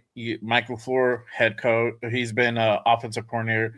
Shula has been a coordinator, a defensive coordinator. So these guys already had time in the NFL. They know the pace of the NFL. They already have experience at a high level, not at the head coaching level. I feel that they have a leg up over a guy like Signetti if he were to go ahead and come into the league. Yes, they both would be rookies, but these guys already been around the league. These guys already have coached in the NFL. They know how guys in the NFL operate. It's different. It's completely different coaching kids who are in college, who are just starting out, to men, grown ass men who've been around the Yeah. league for years. And that's the big thing too. I just don't think we can take a gamble. We got to do this right. If we're going to pick a head coach, we have to do our due diligence. We can't go out on a limb and grab a kid, a coach from the college ranks that's never had any type of NFL experience. I don't care who it is. I just think that if we're going to do it this time, we got to do it right, and we got to give this to whoever it is. You're going to give them more than a year or two to try and work something too. That's the other thing, which means I'm talking to you as the fans. You need to cut some slack with whatever we do with the next head coach, because you got to give them time. I mean, for the love of God, we're just cutting ties so fast. I know the past few that we've cut or shit canned just didn't work out for other reasons. I get that. These are all guys that had some experience in the NFL already, but we just got to give somebody's got to, we got to suck it up if we have a 1-16 season next season with a head coach. Don't start talking about firing them right away. There's been coaches out there that start with a shitty record their first year, but next thing you know, 2 years later, Jimmy Johnson's a perfect example of it. Dan Campbell, a horrible first season with them, and now look at them. Granted, he lost both his coordinators, that hurt, but still. Yeah, I mean they're still decent. They're still Don't decent. expect to go from a 2-win season to, oh shit, we're in the Super Bowl next year. That ain't gonna happen. Those type of seasons just don't happen. If it does, then God was on everybody's side that year. So Yeah. I mean it are rough, man. The way and there's teams that has had that happen where they've made playoffs, right? But these are teams like Liam Cohen goes into Jacksonville, they're going to the playoffs. But these guys were they literally a couple pieces away from like getting to that point. They've had T-Law for a little while, and they've already been to the playoffs before, right? The year, I think like 2 years prior. So they were just a couple pieces away from like really getting their shit together and moving on to the next phase. Another example is Sean Payton, right? Sean Payton came into Denver, terrible first year, terrible. They were already fucking asking for his head at the gates, and then the next year, they became a completely significant better team. And I think that's when they made the first playoff appearance, right? And then now this year, look at where they're at. So you could see there's a progression. Like the progression is going like this. It's going on upward trajectory, not just skyrocketing up. And that's the thing that we kind of have as a fan base. We kind of have to take that step back and be like, okay, Oh yeah. this is not going to happen overnight. We're going to have another bad year, but at least it's going to look better than what this year was. I don't Hopefully. want to say we hit rock bottom, because every time I say that, we've always been worse. Yeah, rock bottom is a 0-win season. That's rock Yeah. bottom. We're close. Yeah. We're 2-14. Pretty damn close. Yep. Yeah. So I don't want to say that, but I'm saying, like, next year, if we win 4 games, 5 games, that's an improvement on the season. The style of plays hell are yeah. going to be indicative of that as well. The way that we play, if we play close games, we play tough games, and we just don't play sloppy, then you know that we're on the right trajectory. You know, in the fall. Yeah. The only thing I'm not going to say at the end of the season is, well, wait till next year. It can't get any worse than this, because I said that last year, and the Raiders held their bear. I held their bear for them, and they proceeded to win only 2 games versus 4. So, yeah, I'm not saying that this year. No way. Yeah. Well, it can't get any worse than this. We only won 4 games. Fuck you. Oh, my beer. Oh, my beer. You son of a bitch. Oh, Pop that. It's probably going to be 2:15. Jesus Christ. That's fucking awful. Yeah. I'm going to move on to this part. Probably, you know, we're already in that time. Everybody wants to talk about this. Draft talk. Let's go ahead and get into that. I'm going to move into my next segment. Would you rather? And we're gonna go ahead and play this little game. Let me go ahead and pull up my thing here. And we're gonna play Would You Rather, and I'm gonna give you guys a scenario. And of course, obviously, everybody in our chat may, go ahead and participate as well, and let your voice be heard. But I'm gonna go ahead and put the scenario for you guys. Let me go ahead and bring down this. Okay, so if the Raiders have the number 1 pick in the 2026 NFL draft, would you draft at number 1 a QB? So it's probably going to be Mendoza, right? Or 2, would you trade down for more draft picks? What are you guys' thoughts about having that number 1 pick? This is a good problem to have, right? This is probably the best problem that we can have in the offseason, aside from not having a head coach. But having this scenario presented, what would you guys do? Let's go ahead and put our GM's hats on. Alex, I'll start with you, because you put out the video the other day on Mendoza. So what would you do in this scenario if you had the number 1 pick? Yeah. I'll say this, like, one thing is it really depends on what we're gonna do at the head coaching position. That really, like, that can change everything. Because, like, let's just say in a crazy scenario they keep Pete Carroll. If they keep Pete Carroll, I think you need to stay away from drafting a quarterback, because, like I said, he's not gonna see his 3rd year of his contract. So I don't want a situation where we're gonna draft a quarterback and immediately his coach is gonna get fired, and then go into his 2nd season, he's gonna have a whole new system again. So that's the one thing I will say.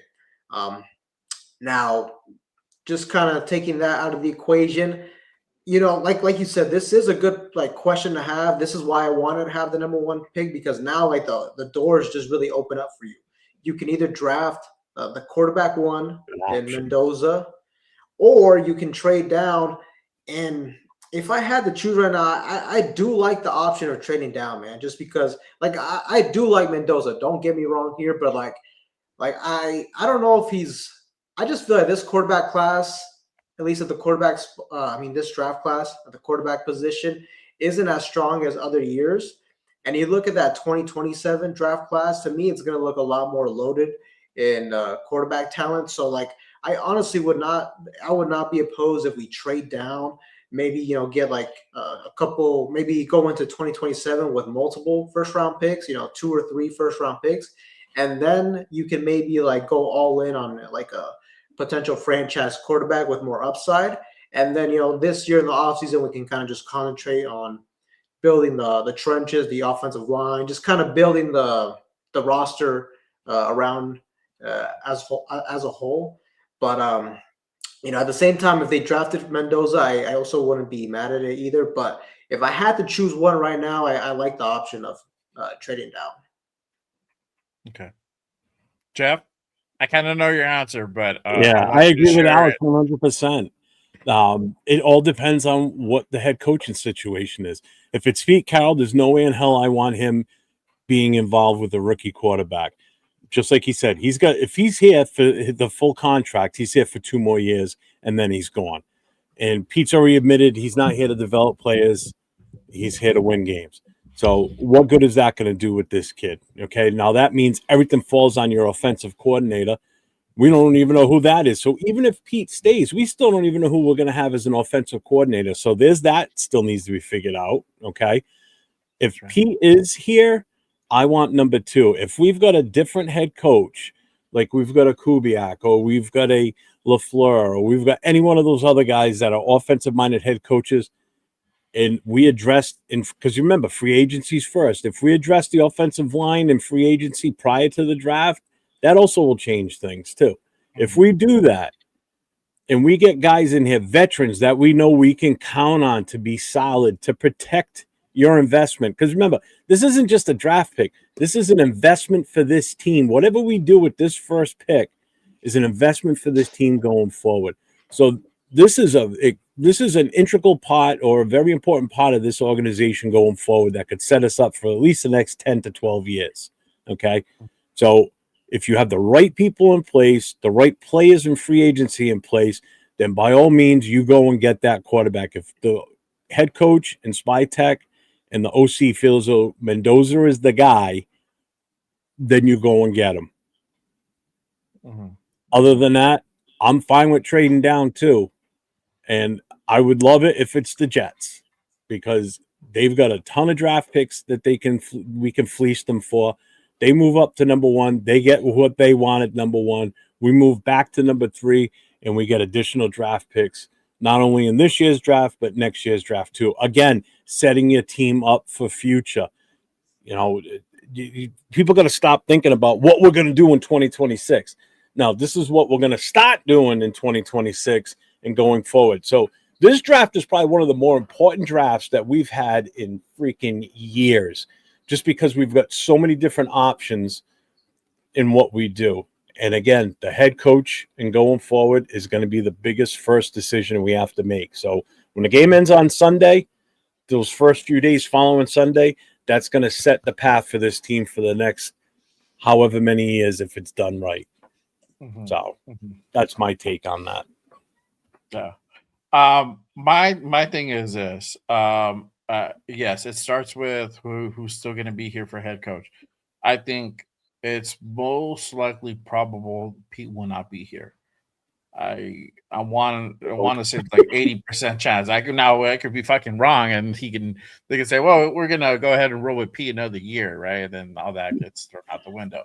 And you can throw everything right out the goddamn window and expect another 2-win season, folks. Right. And then, and if that's the case, then we're probably going to be in the top 10 again next year. You might have that mentality, right? But my thing is this: it's just you just don't know where you're going to possibly land because what if we get 6 games, 7 games? Are we going to go? We're going to go ahead and fall to the middle of the pack. If you're at number 1, if you have the number 1 pick, I say get your quarterback. We need a quarterback. We've been knowing this. It's time to go ahead and get the quarterback. And it's hard to say that if Pete's still here. I think it's a no-brainer if Pete's gone, and that's why I lean more to that. Would I be open to trading down? Yes, but my heart will still be like, let's go ahead and address that issue because we just don't know if we can ever get back to a top position to be able to draft a quarterback of like this type of caliber. It just depends on the next year, what teams are really needy for a quarterback. All that plays in an actual draft, right? We've said that also before with the draft class, right? Like, hey, 26 is going to be the year where we're going to see a better draft class, and that was not the case. Look at Drew Allar. We thought he was going to be the next best thing, and he regressed this year. So that you don't know, certain guys are either going to continue on the upward trajectory or they're going to regress, and it could just be that we just don't. Nothing is for certain. So my thing is this: like, bet on do the sure bet and take the guy that's going to give you probably the best chance of building a future and build around that quarterback, right? Build around that person.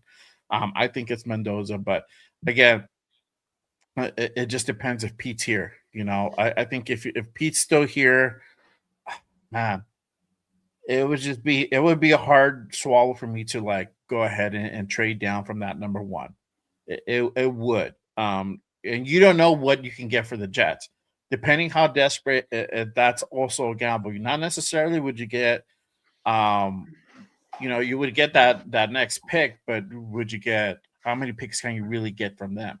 And that's a sales job, and that's something that literally Spytech has to go ahead and put on his sales tie for it and be able to go ahead and fleece the skies as much as they can. Nothing is for certain. So yeah. I don't know. My thing is this: if you have the number one, get your quarterback, build around him. I don't see Pete being here for another year, so that's why I say that more confidently. But if he's here, it might be that situation where we might have to trade down. As much as I hate doing that. That's probably why I'm still like, so hung up on it. You know? Yeah. I mean, I think one thing to take into consideration though is like if Dante Moore goes back another year at Oregon, to me that makes that number one pick even more valuable now. Because to me, this draft class at the quarterback position, top heavy as hell. Like right now, everybody's Mendoza or Moore. If Dante Moore chooses to go back to Oregon, and now like it's reported that the New York Jets really like Fernando Mendoza, that might be the perfect time to get like a really good like haul for that number one pick. So just something to keep in mind. And on that note, if Dante Moore on the flip side, if Dante Moore declares now if Pete's here and trading down is an option and trading down with the Jets and being able to get Dante Moore, I'm good with that too. Like that, and you get extra comp picks and you build around that guy. Like I'm not mad at that, Yeah. So what do the Jets have right now? They're at number 4 or number 5? 3. Oh, they're at 3. They're at 3. Mm-hmm. They're 3. Oh, yeah, let me go ahead and pull that up. I'll pull that up right now. Yeah, that'd be perfect. We'll take a look at the draft order. So this is the current draft order right now. We are currently still at number 1, Giants on number 2, and then the Jets at number 3. So I think with the strength of schedule, even if they fuck around and win their game on Sunday versus the Cowboys, do they go down to number 3? I think they do go down to number 3, right? And if the Jets lose, swap. Yeah. They swap, right? Yeah. Okay. So there you go. Yeah, I think so if the Jets stay where they are at number 3, which is what we ultimately would want. Because don't forget, they got 2 first-round picks. They got the 3rd and the 18th right now. Yeah, and those could be our picks. And they got 2 first-rounders next year, one from Indy and one from Dallas. So they've got 3 first-rounders next year too. Oh yeah, they have a lot of draft capital. Like honestly, if you could trade down to 3, and you could either get either one of those draft picks, either 18 or like a 2027 first. You only move down 2 spots. You could still. There's a good chance you could get Dante Moore. Just the only thing you got to watch out for is if the Giants trade out of that pick. But still, I mean, that'd be a good option. But every time I've done just for shits and giggles, just to go through the first 4 picks initially to see what kind of trade offers come up for the first pick. The Jets are always the first one that hits me up, and it's always like their 3rd pick, their 18th, their 34th, and I usually get at least 1 first rounder from 2027. This one here I just pulled up right now. They gave me the 3rd, the 18th, the 34th, and 2 first rounders. Dallas is in Indies next year. Bro, that John Spytech would be. Man, he'd be the GM of the century if you could pull off something like that. Bro. Yeah, that's ridiculous, and the chances of that happen are probably not realistic. But You never know when Yeah. a team's that desperate for a quarterback, That's and they've true. already got a head coach, so they don't have to worry about who's going to be their head coach and everything. They Right. need that quarterback. So the Jets are desperate. And guess what? If we appeal to a desperate team and they want to Yep. move, then we got to do it. We're crazy not to. Mhm. And there's one thing we haven't even discussed, and I know that's been a latest rumor, and everybody that follows me knows my take on this. We haven't even talked about if Max gets traded for whatever reason, what the possibility That's not you gonna get for happen. that. That's why I didn't put it up there. I know. I was looking through your Yeah. banners. I'm like, I didn't see that one on there, but it's like, I know. Yeah. again, It that's is still a possibility. A team may want him, and you got to listen. If you don't listen, then you're not doing your job. Plain and simple. that happens every year. We happen multiple times every year now.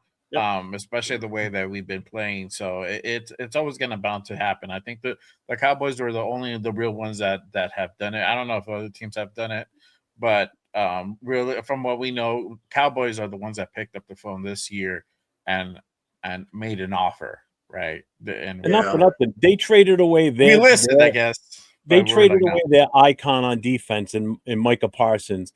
And what did their defense do? Their defense got better. But Because also, they Micah finally wanted stopped the out run. as well. Micah Yeah, wanted I get out that part too. of Dallas But too. who knows what Max's feeling is right now? I mean, is he being honest? Is he, but besides that point, you look at, yeah, I saw that blasphemy. Whatever, G fam. You look at what Dallas did, with what they traded away and what they got in return. They finally could stop the run now. Their defense has stepped up, so that made a big difference for them. I mean, let's face it, that's our biggest weakness is stopping the run too. So Yeah, but and no Adam Butler this weekend either. He's out. my thing is this: is like I know people want to go ahead and think like, okay, we can try to fill in all of our key positions in one draft and one free agency. It's just not going to happen that way. It's going to take time. So Yeah, why sure. trade away your best player? That's my thing. And I know, and I'm pretty confident that he does not want out of the Raiders. Like, yes, he's upset. He's a competitor. Yeah, he doesn't want to get unfortunately, it's shelved. not his choice whether he wants out. I or know, not. but he doesn't necessarily want to get shelved. And I think that's what the tantrum was. I think he was just pissed that he got shelved, and he was like, "I'm still good to play. I want to play the last game or the last couple of games." And they're like, "No, we're not going to go ahead and do that, especially if we're going to go ahead and do what we were expected to do this coming off season. You have to sit out. Go ahead and heal yourself up. Do whatever he needs surgery. So that's another thing there. So I think that's where the whole thing was. I don't think it's necessarily out. We don't know how happy he is. He's always come out and said, "I want to be a Raider. I want to be here. I don't want to go anywhere else." My thing is this: if we trade down, I mean, if you're getting the number 3 and the number 18, I think that's probably going to be the ask from the Jets if you want to get the number 1 pick, if they're that desperate. And mind you, we still have the second round pick. We have the first pick of every round. Yeah. And that's like having, especially in that second round, it's like having another first round pick. So you have that as well. But also a lot of the key positions that we need to go ahead and fill is going to have to also be done through free agency. We just have to be more aggressive this free agency and more smarter on the players that we go after. I don't think it can be so much bias. I think it has to be skill level and what they're actually able to go ahead and contribute on a scheme on an actual for the actual team. Like this past offseason, the nickel position was always wide open. Could have been filled with. There was a couple guys floating out there. It never was addressed. We ran it with Darnay Holmes, and we thought Darnay was going to be the guy that was going to be that guy that can go ahead and handle that nickel position. A lot of us knew that wasn't going to be the case, but Pete and staff knew better, and then this is the result. And a lot of times, Alex is right too. Alec in the chat. Josh Jacobs said the same thing and got traded. It is what it is. Yeah. I don't know if you guys saw in the morning though, like there's that report that came out that supposedly the Raiders are now like they're open to trading Max Crosby. Yeah, You, that's you what guys that's saw that, what he was right? saying. Yeah. Yeah, that was what I was saying. So So I mean, I I think don't. you gotta listen to every offer, kind of like Jeff Oh was hell saying, yeah! man. Because you gotta, especially if the team is like willing to overpay, like because it seems like the going rate for the pass rushers is like 2 first-round picks, give or take. If a team is willing to offer you like 3 first-round picks, man, I mean, I think you have to really consider it, man. Just because, like, I feel like the Raiders are clearly in a rebuilding stage. Like, I don't know if it makes sense having, it hurts to say, but like, I don't think we're in like a good position to like be in win now mode anytime soon. And Max Crosby, he's getting a little bit up there in age. Like, he's still in his prime, but like him as a player, he's got to look at it too. Like, it might be like a Charles Woodson situation, right? Like, he was here for a long time. He had to leave to get the ring, and who knows, maybe he could come back or something like that. But I think it's something that you know when you're a 2-14 football team, very likely going to be 2-15 with the number one overall pick. Everything has to be on the table for you. In my opinion. Dixon. Tell Thank you you, what. Alex. You know why? Because you're the first other content creator that does shows like this that has actually been in agreement with me. Unlike the guy between us and the other guys that we do our show with on Wednesday night. It's like, oh, Black, you can't talk Calm like that about Matt. down, calm down. Look, Here's the thing. I've said Okay. that if the Raiders are well, for one, if Max says I want out, cool, trade him. If it's something a big move where it's really going to go ahead and change and really help our team, and we're talking about you, we better get something fucking big for him. If not, I'm be fucking talking some mad shit for the next like fucking 5 years, right? Yeah. That's for me that the equivalent, because I feel that you need to ride with your guy that's been through it and can see the fruits that kids finally get what they've always wanted, right? And Max has been there thick and thin. Motherfuckers has been diehard at multiple times. He could have been like, you know what, I'm gonna go ahead and hit free agency. I'm gonna go ahead and move on. He hasn't. He stayed where he's at, and he's ride with us. He said he wants to be a Raider. I'm all for that. But if there's a scenario where, hey, this can definitely help out your team, okay, let's see what is the offer, right? Um, Remember, as much as I hate to nobody's say bigger it, than the shield. Remember that. Yeah. ah, Yeah. still, And the biggest thing to me is there's certain like things. if The yeah. player wise is good enough for him to stick around. But like I said, I'm open to it. It just the price has to be right. Go ahead, Alex. I'm Yeah. sorry.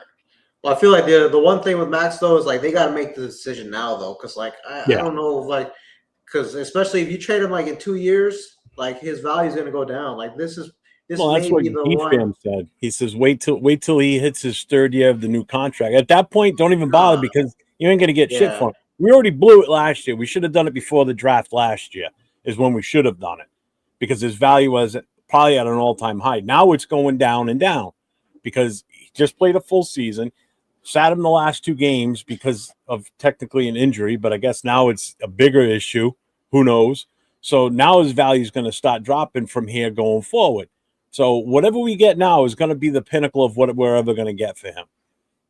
So and I Facts. think a lot of the reason why people don't want to even in barely listen to the whole Max thing is everybody's still stuck in the past with how we handled the picks and what we got for the Khalil Mack trade. Bro, All right. And if everybody keeps we live thinking in that the past. What mindset are you that, talking well, about? we don't have good success when we meet with draft picks and this, you got to stop with that, man. Said it last night on the show.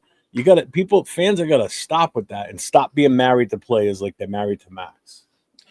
Bro, we live in the past. What are you talking about? This fan base is That's still all we have is the past. We got nothing we have in positive in the past. present or the future right now. If I go out and say, hey, what are your thoughts about bringing Derek Carr back? You'll trust me. You'll have guys out there like, hey, let's bring Derek Carr back. Yeah, they want Carr. What way? They're already out there saying it. What way? Oh yeah, exactly. So it's already out there. You have people that are still bring up the Jamarcus Russell pick, right? And you have trepidation there. So we live in the past. That's why we're that's a why fan base of the sometimes past. we can't draft a quarterback in the first round. Look at Jamarcus Russell when we drafted him. That was 20 years ago. You give me a break? Seriously? Yeah. So what? You're never going to take a chance ever again on another player? Get out of here. Yeah. Yeah. I'm of the thought process that we need to be drafting a quarterback in the first round every 4 years, like give or take. We should be drafting a quarterback every year just for pure competition in the roster, which is what that's the big disjustice or injustice, however you want to pronounce it, with Derek Carr. We never brought competition in against him. The best we ever did was Walter and Mariota, Cooper. Still, we did nothing to light a fire under his ass to make him excel. So he never had to set that bar any higher than right here, because he knew if he just played like this, he would beat out anybody that we brought in, because we brought in a bunch of scrubs behind him. And we never brought in like a higher caliber type quarterback that could push him to be better. Mm-hmm. So people always say, well, he was mediocre. Well, that's our own fault. You know? I'm gonna throw a quick curveball to you guys. All right. So let's say we do your scenario, right? We trade down, we get more draft capital, we get the 3rd and the 18th. Just to say we just got that, right? Who would you guys get at number 3 and 18? And mind you, we still have the number 1 in the second round. So who would you guys go after? If anybody you have in mind that you would go after at number 3? At number 3, well, like you said, I mean, if Dante Moore is there, I definitely consider that. I wouldn't mind that. At 18, I think there's some good offensive linemen you can target. I don't the one offensive lineman from Utah, I forget his name. I also like the one from Alabama. I think it's Caden Proctor. Those are guys that are from Utah, it's Fano. Yeah. There's him. Obviously, there's the Miami right tackle. I always butcher his name, so I don't even try to say. I assume he'll be like a top 15 pick, but I think you go like that type of route. Get Dante Moore at the 3rd overall pick, and then get like a tackle at 18. I'd be down for something like that. Yeah. What about you, Jeff? Who would you get at 3 and 18 and 33? People aren't going to like my response. If he's there, if either one of these two guys are there, whether it be Reese or Ruben Bain, if neither one of them are there, I'm going defense. If neither one of them are there, I'm going Caleb Downs. Sorry. And then with the second pick in the first round, number 18, I'm going the best offensive lineman available. And if we don't get Linderbaum, I'm definitely grabbing the top center at some point in this draft. Whoever the top center is, if he's there in the second round, 3rd round, wherever we can get him without overreaching, I'm taking him. I'm definitely taking him. So are you out on Jackson Powers Johnson at center then, or? No, I don't think. I think I like him better at guard. A guard? Yep.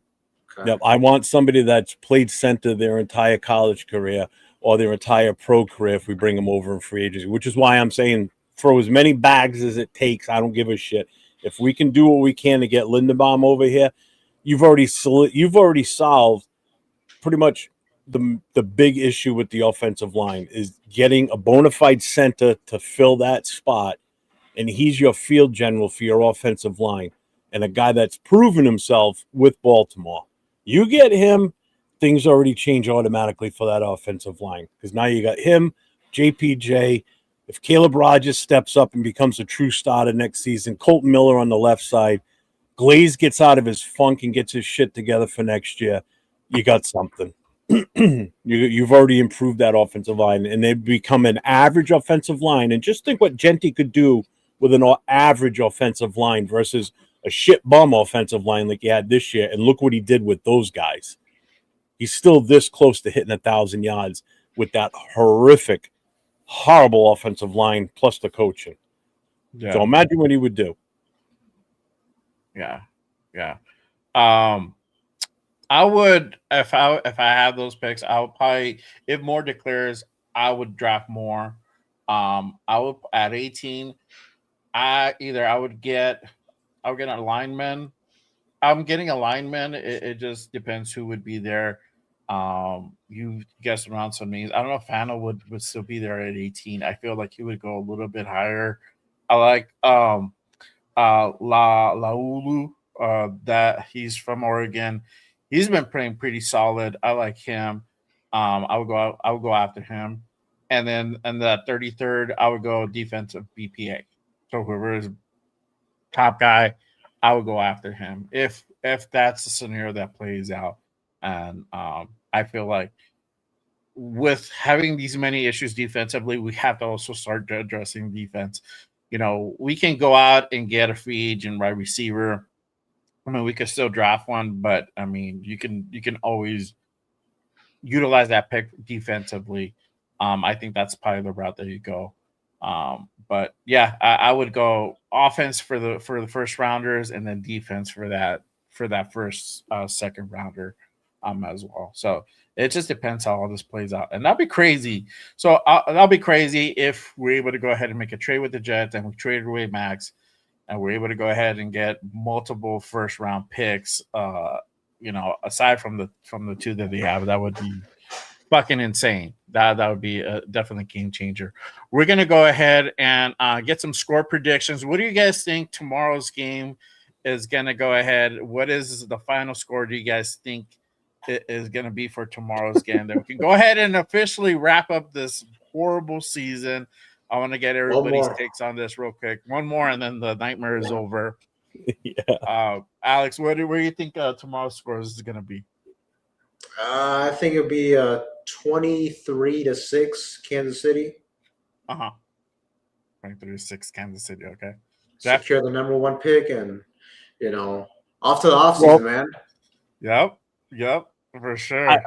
I gotta stick with what I've been doing all season, because you guys yelled at me when I wanted to change it a couple of weeks ago, the week before Christmas, because you said, no, you're probably gonna jinx us. So I'm sticking with the 30-21 Raiders win. So I've been saying that every week all season, that we're gonna get 30 points at some point. So watch it. I'm sure that's probably exactly what's probably going to happen, because I tried changing it a few weeks ago. I said, "Oh, the score's going to be this," and you and Leo were like, "Oh, no, you can't change that. What happened to the 30-21? You're going to jinx it." I'm like, "All right, fine. I'll stick with the 30-21." So yeah, I'm going 30-21 Raiders win. Yeah, there you go. I just pray to God that if that is the case, the other teams that needed to lose or win or whatever the scenario is, works out in our favor. So by the time our game starts, it won't matter whether we win or lose at that point. Exactly. I think it's going to be 24-10 Chiefs. I think we're going to go ahead and lose. I don't think we have any chance of winning tomorrow. And we can just go ahead and close that chapter. We're that bad. Yeah, see, like Deja was 31. Oh my god, that'd be fucking crazy. I hope it's just not a skunk. I don't think it'll be a skunk, but I think it's gonna be a low scoring. I think if we can get 10 points, I'll be okay with that. That'd be cool. Yeah, that'd be cool. We could close the chapter on this terrible season. We're gonna slam it shut, throw it in the basement, and fill it with cement, and forget all about this freaking season. Yeah, nothing. What good came out of this season? And toss that bitch in the ocean. There you go. Seriously, what good came from this season? Getting the number 1 or number 2 pick. That's it. Only thing. That's it. Yeah. That's the final outcome of the season. Us getting the number 1 draft pick potentially is the only good thing that came out of all this shit. Yeah, exactly. I'm gonna go ahead and move on to the final segment of the show. The spotlight, meet our guests. This time is meet our guests, plural. So I have 2 guests on with me for this. Again, 1-year anniversary show of Good Morning Raiders. Again, thank you for everybody who's pulled up and rocked with us on the Saturday morning. We covered everything. We covered the last game. We covered the what if scenarios with Pete, if Pete leaves, and we covered the draft talk and what we're gonna do if we get the number 1 pick. We covered everything up and down. So great show all around. Appreciate you guys pulling up. Thank you guys for pulling up and joining with me on this Saturday morning for sure. But let me go ahead and cap it off with the spotlight. Meet our guests. Jeff, I didn't have this segment when we first did the inaugural show. This didn't come along till later on. I think I didn't do this. Yeah, I didn't even do this with you, Alex. I No. did this way later. So first time you guys could go ahead and rock with me on this one. So let me start with this, and I like to start with this question: who is on your Raiders Mount Rushmore? I'm going to start with Alex because I kind of know yours, Jeff. But let me start with Alex. Who would you put on your Raiders Mount Rushmore if you had to go ahead and choose? All right, so Mount Rushmore. That's what? That's 4 players, right? Yeah. Mhm. Man, I gotta go for sure. For sure Charles Woodson. Um, even though I never saw him play, but like just respecting like the legacy and like what he did, Ken Stabler, gotta put him up there. Tim Brown, and that last one, oh my god, I don't know. Because I was a really big Khalil Mack fan, but I'm also a really big Max Crosby fan. So it's like, man, I just if I had to choose, I'll go Max Crosby. I'll go Crosby. Yeah, there you go. There you go. That's what's up. Jeff, I know a little bit your answer. You're more old school, so Yeah, let us yeah, know I'm gonna who's on your definitely Mount be old Rushmore. school here. I'm keeping it real with the first team to win a Super Bowl, so I'm going with Gene Upshaw. I'm gonna go with Art Shell. I'm gonna go with John Madden, and I gotta throw Howie in there. You know, Howie's still the epitome of what it meant to be a Raider in the late '80s, or actually early '80s into the 91 when he retired. So yeah, that's who I'm going with. So Yeah, Art Shell, Gene Upshaw, John Madden, and Howie Long. I think still probably 3 of the most nastiest players we've had, and just the best coach even to this day that we've ever had. yeah, for sure. Facts. All right. Let me move into the meet our guest portion of the segment.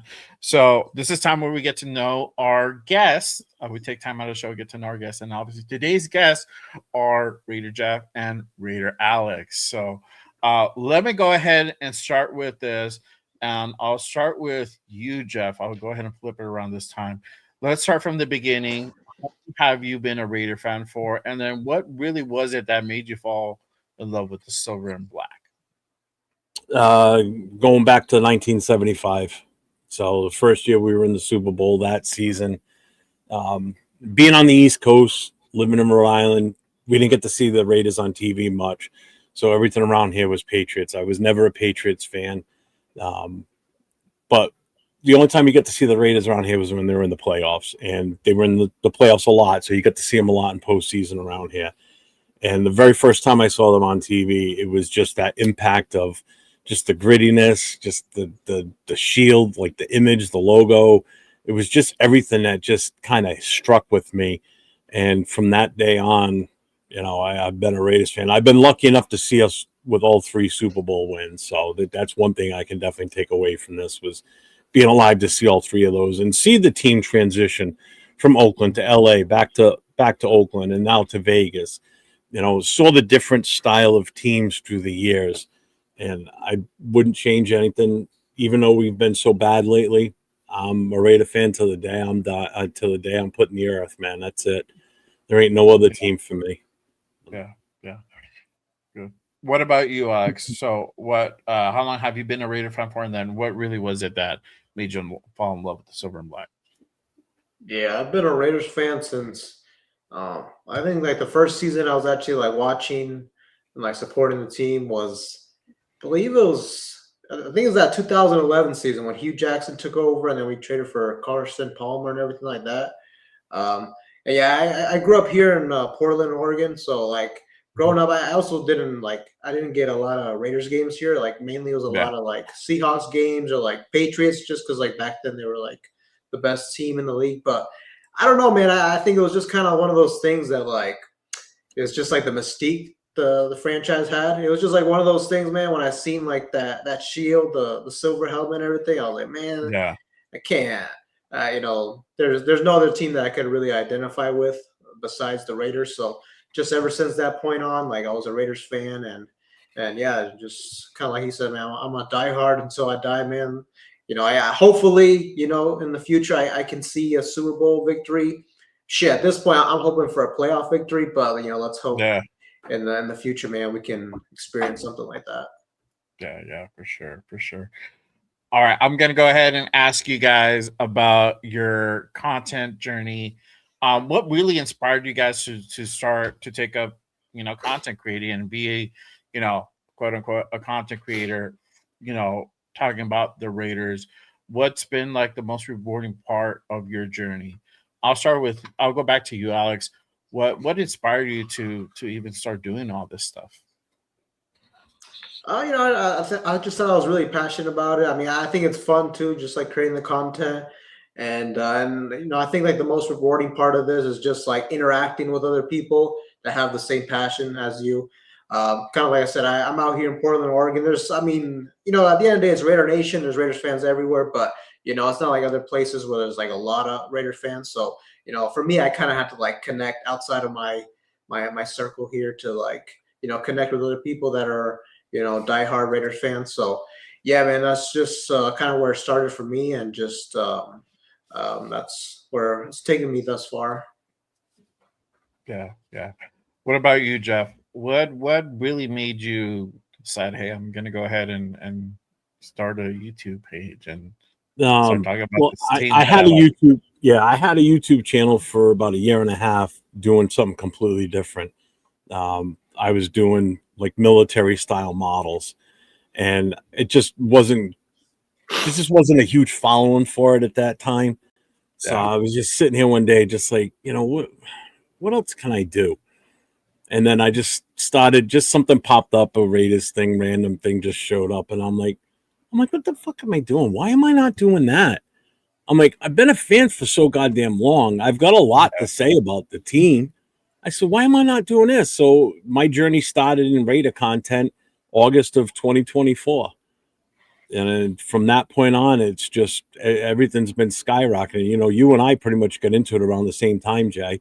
yeah, yeah. We're I like a hooked month up with apart. Nate, LV Raider 10 real early, and best thing I ever did was getting involved with him. Then I somehow got involved with you and Leo, and then Leo wanted to start that 4-man show on Wednesday nights, and he had mentioned your name, and I threw Nate's name in there as a potential fourth guy, and boom! I mean, we've got a hell of a thing going on Wednesday nights. We've been at it Yeah, for over a year and a half doing over a that year. Yeah, basically.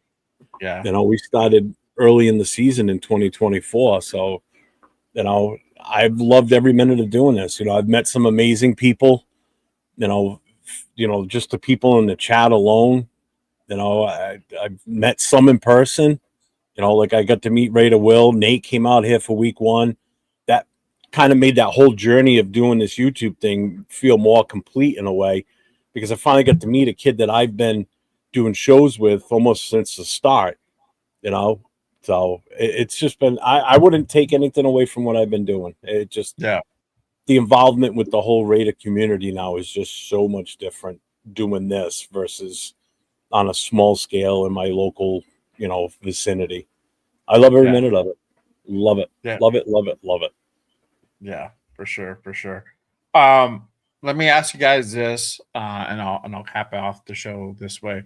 What do you guys? What should everybody look? Do you guys have anything you guys are working on? What should everybody look out for, in the near future? Or are you guys premiering probably, right away? Let them know. I'll start with you, Jeff. What do you have going on? Anything that everybody should be looking out for? Anything maybe you potentially have in the works, that you want to go ahead and share with everyone? I mean, obviously, everybody knows I have the Raider connection with my guy here, Jay, Leo, and LV Raider 10. That's like our flagship show. The four of us are on. I've got the TBH show on Tuesday nights with Raider Will, Leo, and James from the military chapter that handles all the Black Holes social media stuff. Thursday nights, it's Nate and I on Thursday nights doing the Raiders Coast to Coast. Both shows that and the connection have been off for the last couple of weeks because of the holidays, but we'll be back in full force this week. Raider Connection will be back. Coast to Coast will be back. I've got my new venture that I started last night for the first time. It's called the No Huddle Show. Starts at 9:00 Eastern on Friday nights. It's open to any fan in the NFL. You don't have to be a Raiders fan. I'm implore you, if you're a fan of another team, to come into the show get in the chat on a Friday night at 9:00. And if you want to talk your team, I drop the link. I bring one person up at a time on the screen. I had Randy N., who's a Broncos fan, on there last night. I had Joe Parr on there, who's a Raiders fan. So it's not so much Raider content. We are still talking Raiders somewhat, but it's all about the NFL. I'm trying to broaden my horizons and give other fans of other teams a platform to speak their team, is the vision I have for that. So right now I don't have anything else in the plan, so I've kind of backed down from all the shows I was doing before. So I may have some other stuff coming up in the future, but yeah, that's a good one. My big one is the Friday night one. It's a complete change from what it used to be. It used to be a mic drop. We'd have like 8 people on screen, and it just became, after doing that for about a year, it was too much. Now it was time to take a break from that one. So I reformatted the Friday night. There you go. Yeah, that's a good one. It's just talking straight football. Not just Raiders, but all the other teams in general. So, I think you picked the perfect timing, bro. Because we're about to start the NFL playoffs are about to start. So that's hot talk. Whether hey, there's certain teams that I kind of keep out because I still watch the playoffs, and then there's certain teams that I keep my eye on. But yeah, if you just love straight football talk, definitely hit up that Friday show. The inaugural show was literally the other day, so great show. Definitely got to go ahead and pull up on that. I gotta go on there and help you represent our team, bro, for sure. Even though we're not competitive, but even having some playoff talk, definitely I'll probably jump on there the next couple. Yeah, it's the only time we get to talk playoff talk is about other teams. All other teams. I know, like fucking Bills look good. Yeah. So there you go. That's the sad part if you think about it too. All the booster clubs and now that I'm part of the TBH and everything, I've never been able to experience a watch party of us in the playoffs. Seriously. Yeah. In the 20 years that those two clubs have been around, never been able to be together as a group and watch the playoff game. Yeah. Because we're just so bad. Yeah, for sure. What about you, Alex? What do you have? You have anything in the works? What should everybody kind of look out from you, and then where kind of find you at? Yeah, man, I'm just gonna keep grinding out with the YouTube videos, on Instagram too.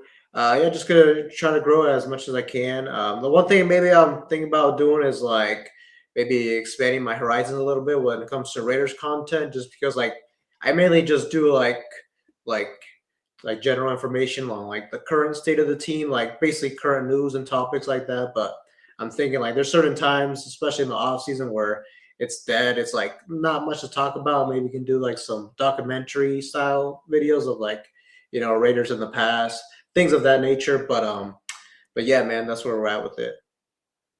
Cool.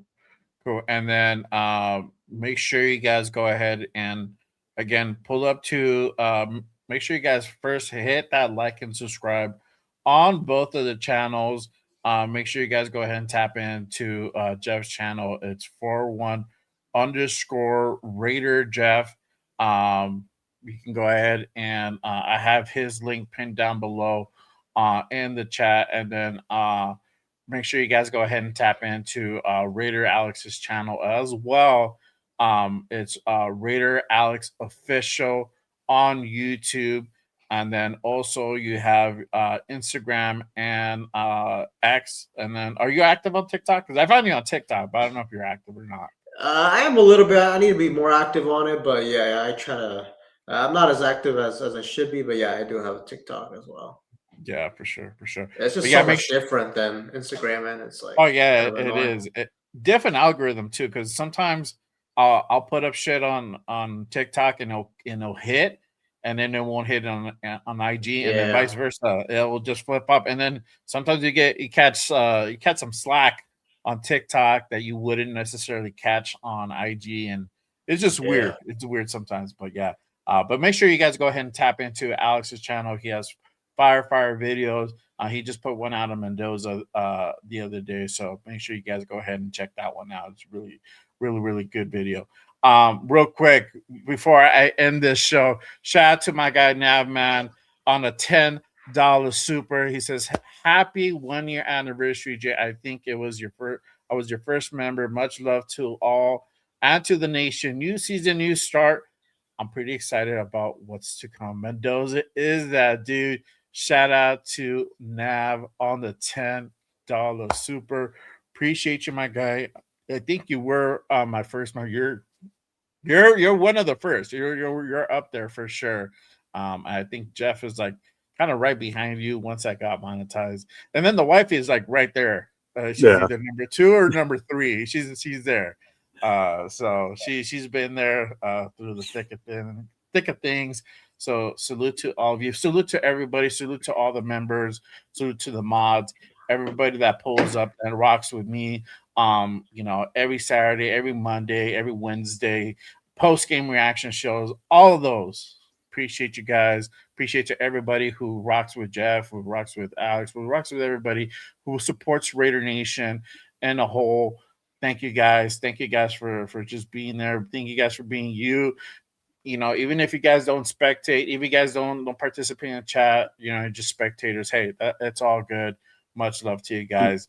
But can you just give James Firpo a Raiders? Because he's upset. I told him, I said, this is Jay's studio. I'm not in mine. So make sure you give him a Raiders. Oh yeah, bro. Trust me. I always cap it off, bro. I never forget about my guy James, bro. It's still a Raiders channel, damn it. It always is a Raiders channel. And I always will cap it off the right way, dog. You already know. Here we go. Raiders! Yes, sir. Yes, sir. You just got Saturday's a little bit different, dog. So I wait till there's a break and then I can go ahead and run the Raiders real quick. You already know, man. There you go, James. Told you I got you. Salute to you, brother. Thank you, man, for pulling up. James will always pull up, even if he has a minute. This guy will come in and just go ahead and Raiders, bro. Even if he got like 10 things going on, he's like, look, I'm in it, and I'm in it and work, dog. I just came in to say Raiders, and then peace. I'm on break. I got 10 minutes. Yes, exactly. Like 10 minutes. Drops a few Raiders, and then he leaves. He'll throw up the deuce like he just did to Weber, bro. And he's just like, peace, dog. Salute to you, brother. Thank you, man, for pulling up for sure. But that is the show for today. Again, make sure you guys go ahead and hit that like and subscribe button on all the channels here. Mine just Raiders, baby. Again, my guy 41 Raider Jeff. Make sure you guys go ahead and give him a subscribe. And then again, make sure you guys go ahead and give Alex's channel a subscribe. His is Raider Alex Official on YouTube. So make sure you guys go ahead and hit that subscribe. His link, I got the link to his channel pinned down below in the description. If you guys need to go ahead and find it. Yeah, I just posted it in my chat too. So anybody in my chat will have his link too. Yeah. But great show, guys. Thank you guys for coming on. Appreciate you guys.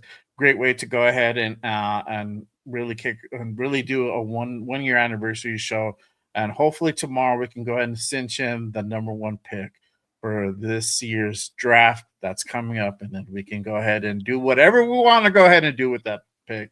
Either go ahead and play it or trade it away, but at least we have that option. So it's nice to have that's it for you guys. Thank you guys. Thanks for having me, man. I appreciate it. Congrats on the 1 year too on this show. Congrats, bro. Thank you. Appreciate it, guys. So that's it. We'll see you guys next time. Always remember, just Raiders, baby. Salute. Bye, everybody. Till next time. Peace. Let me try and find that thing. Here we go. Later.